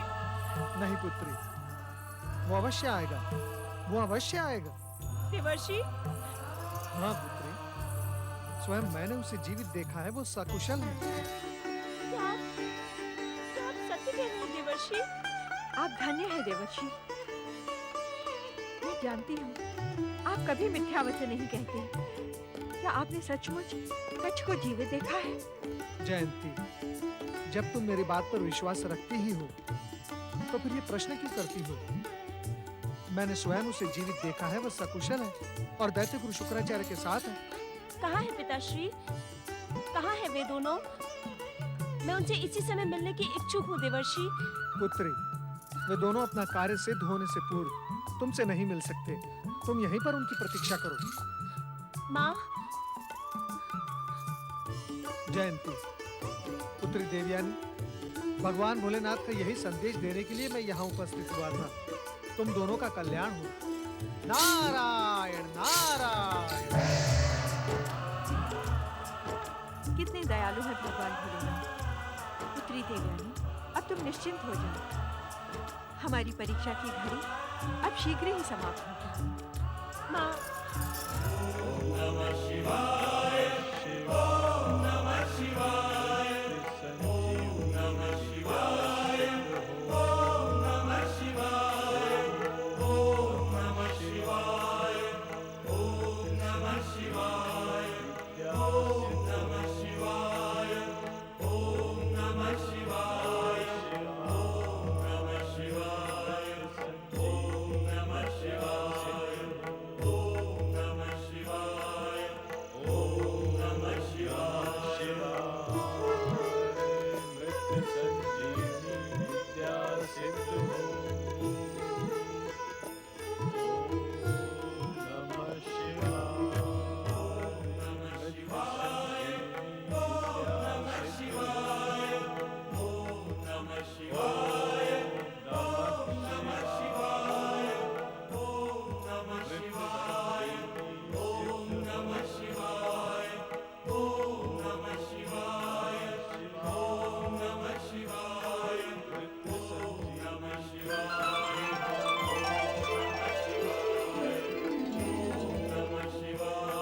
की सिद्धि हो।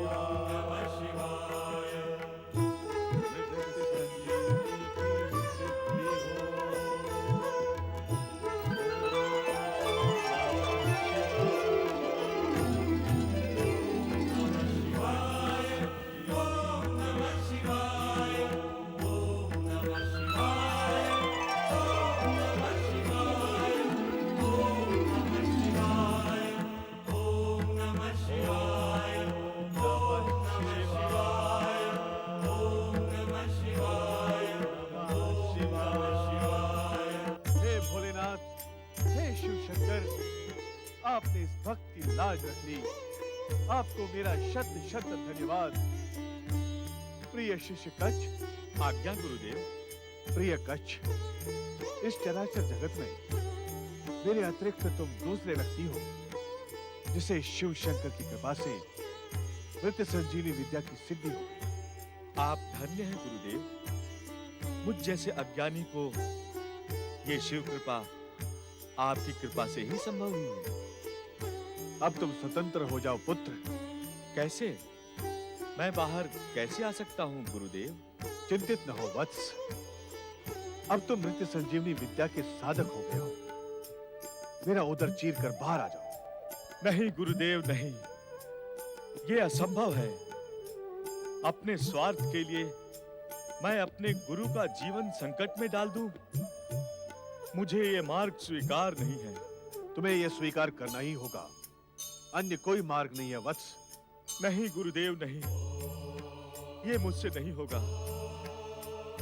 गुरुदेव, मैं ये जानता हूं कि आपके जीवन को संकट पहुंचाकर मैं उसे पुनः सुरक्षित कर सकता हूं। ये जानकर भी तुम्हारी उद्विग्नता का कारण क्या है? मैं एक क्षण के लिए भी आपको कष्ट नहीं पहुंचा सकता। और यदि ये तुम्हारे गुरु की आज्ञा हो तो? कच्छ, तुम वास्तव में बृहस्पति के पुत्र कहलाने योग्य हो। गुरु के प्रति तुम्हारा समर्पण अविस्मरणीय है।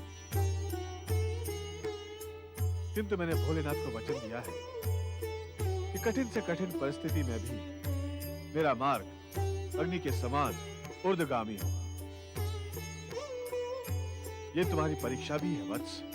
बहुत कठिन परीक्षा है ये। तुम इसे गुरु दक्षिणा भी मान सकते हो। गुरु का जीवन संकट में डालने की गुरु दक्षिणा? मेरा सर्वस्व कांप रहा है गुरुदेव, हृदय शिथिल हो रहा है। कच्छ, मूर्खतापूर्ण बात मत करो। साहस करो और बाहर चले आओ। तुम्हें हमारी बात पर विश्वास नहीं?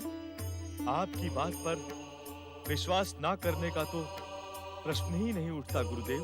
तो अपने आप पर भी विश्वास करो। हमारा उदर विदीर्ण करके तुम कोई पाप नहीं करो। बाहर आकर मृत्यु संजीवनी के प्रयोग से मुझे जीवित कर देना। ये तुम्हारी गुरु दक्षिणा भी है और हमारी आज्ञा भी। बाहर आओ कच्छ, बाहर आओ, बाहर आओ कच्छ, बाहर आओ। ओम नमः शिवाय।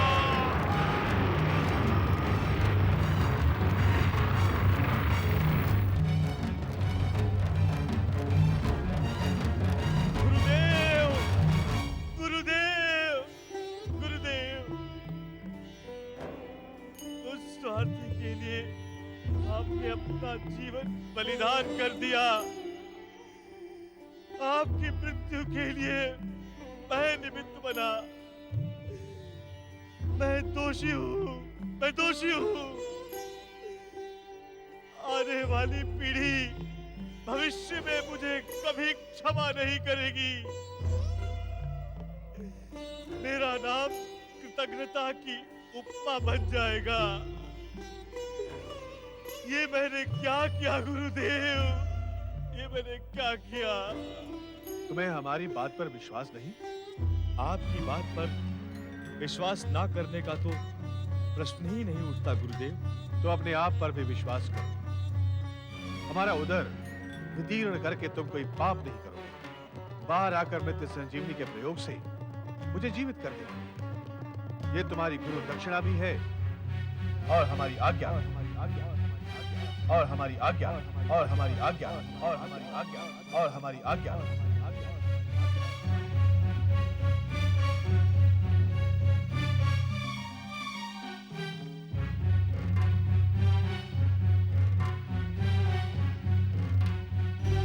आपकी आज्ञा शिरोधार्य है गुरुदेव। मैं आपको पुनर्जीवित करके अपनी गुरु दक्षिणा अवश्य पूरी करूंगा। हे देवाधिदेव भगवान शिव शंकर, अपने इस भक्त पर कृपा करें।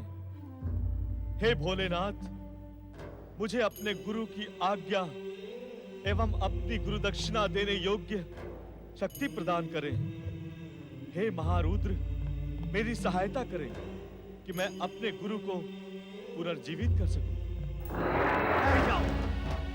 बैठ जाओ कच्छ।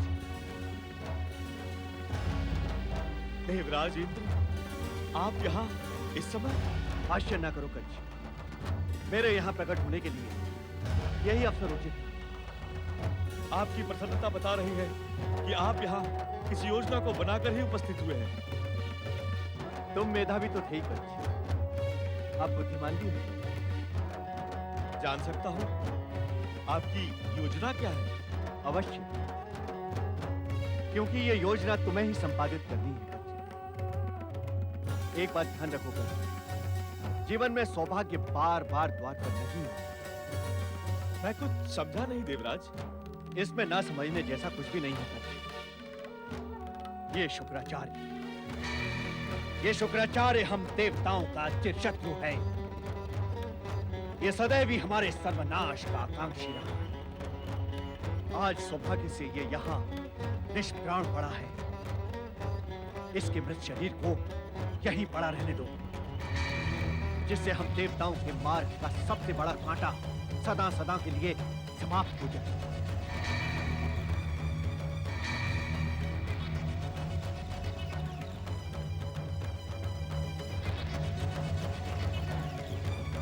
ऐसे क्या देख रहे हो? देख रहा हूं देवराज, इंद्र जैसे राजनीति के सर्वोच्च शिखर पर बैठे व्यक्ति का स्वार्थ कितनी गहरी खाई में जीवित रहता है। देवराज, आप स्वार्थी हैं, ये मैंने सुना था, किंतु देख आज पहली बार रहा हूं, आपके भीतर तनिक भी लज्जा नहीं। अरे ये व्यक्ति, ये दैत्य गुरु शुक्राचार्य आपकी पुत्री का पति था। मैं इस संबंध को स्वीकार नहीं करता। ये भाषा आप नहीं, आपकी घृणित स्वार्थी राजनीति बोलती, क्योंकि स्वार्थ की दृष्टि में निज हित सिद्ध करना सबसे बड़ा कार्य है। सशंकित ना हो बृहस्पति नंदन, सशंकित ना हो। ये मेरे निजी हित की पूर्ति नहीं है, अपितु देवताओं की मातृभूमि की सुरक्षा एवं स्वतंत्रता की स्थायी पूर्ति। आपके मुख पर मातृभूमि शब्द अच्छा नहीं लगता। अरे आप क्या जानो मातृभूमि की परिभाषा? क्यों? तो क्या स्वर्ग की पवित्र भूमि तुम्हारी और मेरी मातृभूमि नहीं? देवराज, इस संपूर्ण ब्रह्मांड की हर खंड के अलग अलग माता नहीं है, एक ही माता है, जगत माता पार्वती। एक ही पिता है, देवाधिदेव शिव शंकर। जीव मात्र से प्रेम करो, विश्व बंधुत्व के मूल मंत्रों को समझो, तब तुम्हें इस कुटिल राजनीति की आवश्यकता नहीं पड़ेगी। राज, अभी तक तो तुमसे मेरा निवेदन था, किंतु अब मेरी आज्ञा है कि शुक्राचार्य के मृत शरीर को इसी प्रकार छोड़ दो। मुझे आपकी बुद्धि पर तरस आ रहा है देवराज। क्या आप इतना भी नहीं जानते कि एक शिष्य अपने गुरु के अतिरिक्त किसी की भी आदेश सीमा में बंधा नहीं होता? हाँ, तो तुम हमारी आज्ञा का उल्लंघन करने के इच्छुक हो। कुछ विलंब से सही आप समझ तो गए।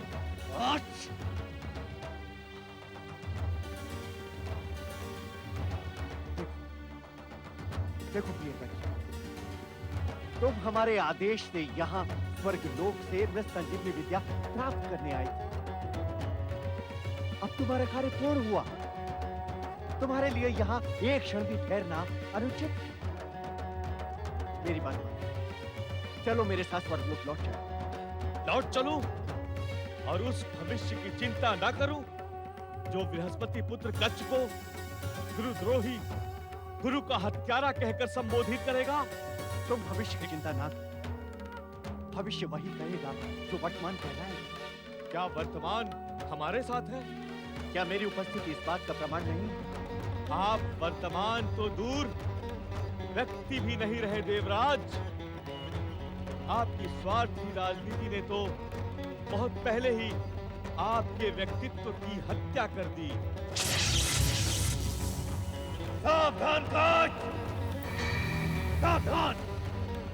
यदि तूने मेरे आदेश की उपेक्षा की तो मैं अपने वज्र प्रहार से तुझे यही समाप्त कर दूंगा। सावधान आप हो जाइए देवराज। यदि मेरी श्राप दृष्टि आप पर पड़ गई तो आप किस दुर्दशा को प्राप्त होंगे इसकी आप कल्पना भी नहीं कर सकते। भलाई इसी में है कि आप यहाँ से चले जाइए और मुझे अपना कर्तव्य निभाने दें।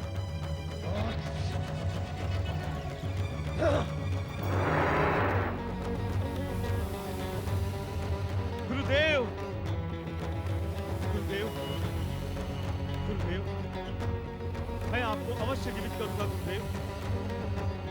ओम नमः शिवाय। मृत्यु संजीवनी विद्या सिद्ध हो। ओम नमः शिवाय मृत्यु संजीवनी विद्या सिद्ध हो। ओम नमः शिवाय मृत्यु संजीवनी विद्या सिद्ध हो। ओम नमः शिवाय मृत्यु संजीवनी विद्या सिद्ध हो।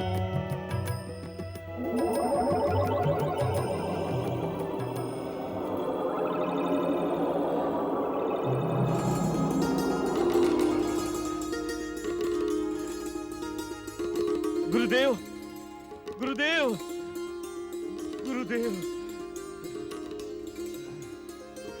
गुरुदेव, ओम नमः शिवाय।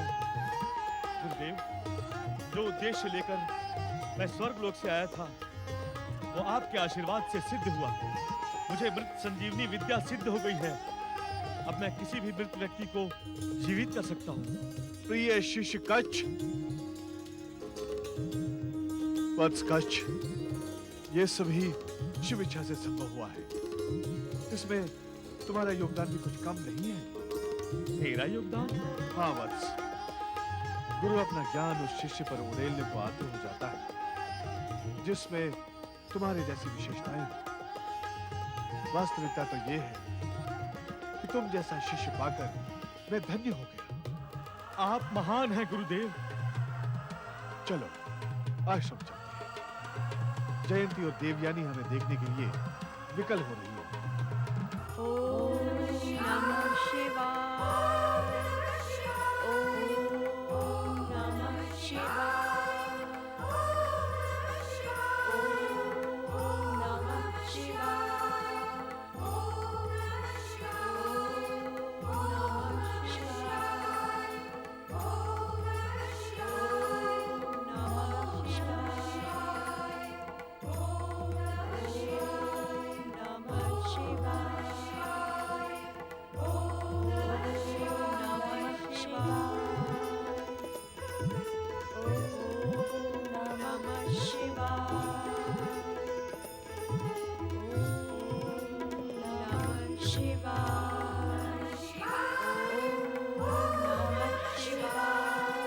पुत्री देवयानी, कच्छ कब तक तुम्हारी प्रतीक्षा में खड़ा रहेगा? अपनी साधना को विराम दो पुत्री। पुत्री, तुम्हारी तपस्या भगवान भोलेनाथ की कृपा से सफल हुई है। कच्छ, कच्छ,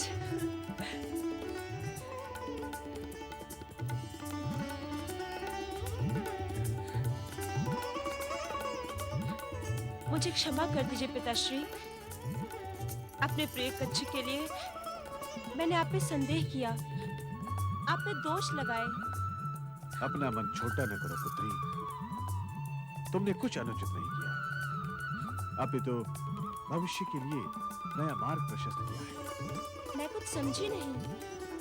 पुत्री, माता पिता, घर परिवार, सगे संबंधियों से ऊपर उठकर यदि प्रत्येक व्यक्ति तुम्हारे समान दूसरे के जीवन से प्रेम करने लगे तो ये संसार कितना सुंदर हो जाएगा।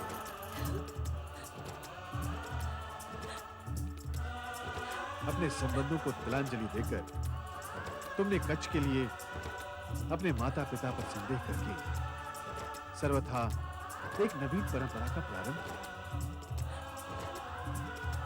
जिसमें हर संबंध से ऊंचा है मनुष्य होने का संबंध। अश्रु न बहा पुत्री, यह समय अश्रु बहाने का नहीं है, अपितु प्रिय कच्छ की महान सफलता पर प्रसन्न होने का है। पुत्री, प्रिय कच्छ ने मृत्यु संजीवनी विद्या सिद्ध कर ली है।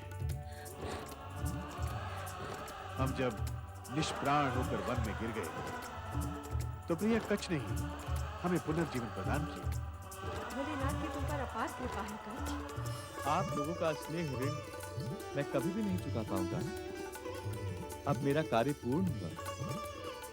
मुझे अपने माता पिता के पास जाने की अनुमति दीजिए।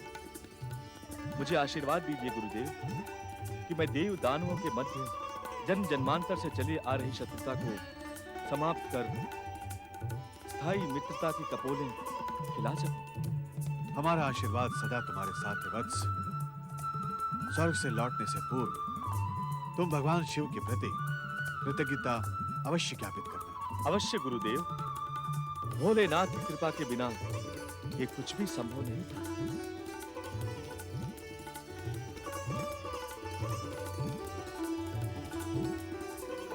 देवयानी, तुम्हारा स्नेह, तुम्हारा उपकार मैं कदापि नहीं भूला पाऊंगा। तुम्हारे योगदान के बिना मुझे कभी भी ये महान सिद्धि प्राप्त नहीं हो सकती थी। मुझे अपने चरणों की दासी, अपनी धर्म पत्नी बनाकर यहाँ से ले चलो कच्छ। मैं कब से इस क्षण की प्रतीक्षा कर रही थी। देवयानी, ये तुम क्या कह रही हो? मानव कल्याण के लिए संबंधों की तिलांजलि देना निसंदेह महान कार्य है, किंतु निजी स्वार्थ के लिए संबंधों का रूप बिगाड़ना पाप है। किस संबंध की दुहाई दे रहे हो तुम? एक शिष्य के साथ गुरु पुत्री का संबंध बहन का हो सकता है, पत्नी का नहीं।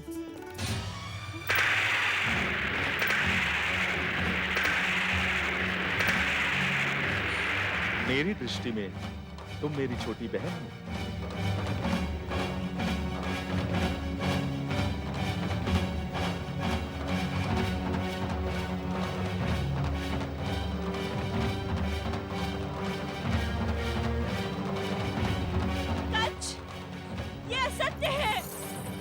नहीं देवयानी, ये सत्य है। यदि मैंने इस संबंध को स्वीकार कर लिया तो आश्रमों की व्यवस्था बिगड़ जाएगी।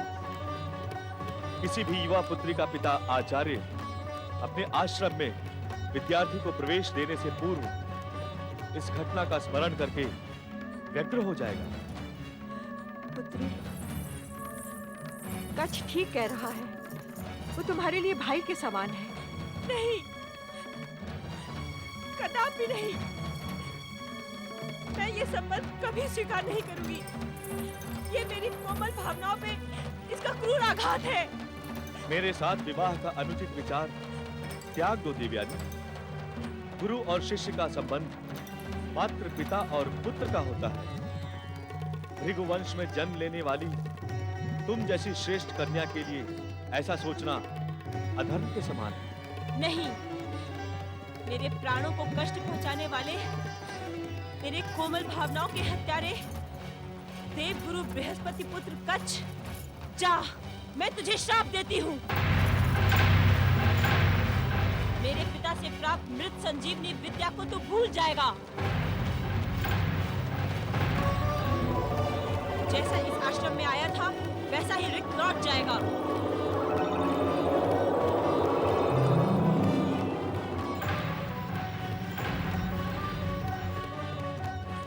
आपकी कृपा की स्मृति मेरे जीवन की धरोहर बनकर रहेगी। प्रणाम गुरुदेव। ओम नमः शिवाय।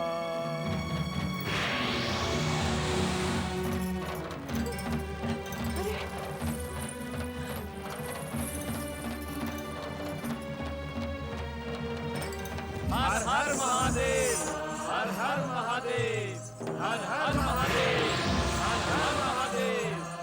प्रणाम भोलेनाथ। मैं आपकी कृपा का आभारी हूँ भोलेनाथ। तुमने इस संसार के सामने एक महान आदर्श प्रस्तुत किया है। अनेक बार अपने प्राणों को संकट में डालकर भी जो सिद्धि तुमने प्राप्त की उसे अधर्म और अनीति के मूल्य पर सहर्ष त्याग कर तुमने प्रशंसनीय कार्य किया है बृहस्पति पुत्र कच्छ। मैंने कुछ भी नहीं किया है भोलेनाथ। ये सब कुछ आपकी कृपा का परिणाम है। धर्म संस्कृति के इतिहास में बृहस्पति पुत्र कच्छ का नाम सदा अमर रहेगा। निसंदेह तुम्हारा जीवन संसार के लिए उदाहरण बनेगा। तुम्हारा कल्याण। ओम नमः शिवाय।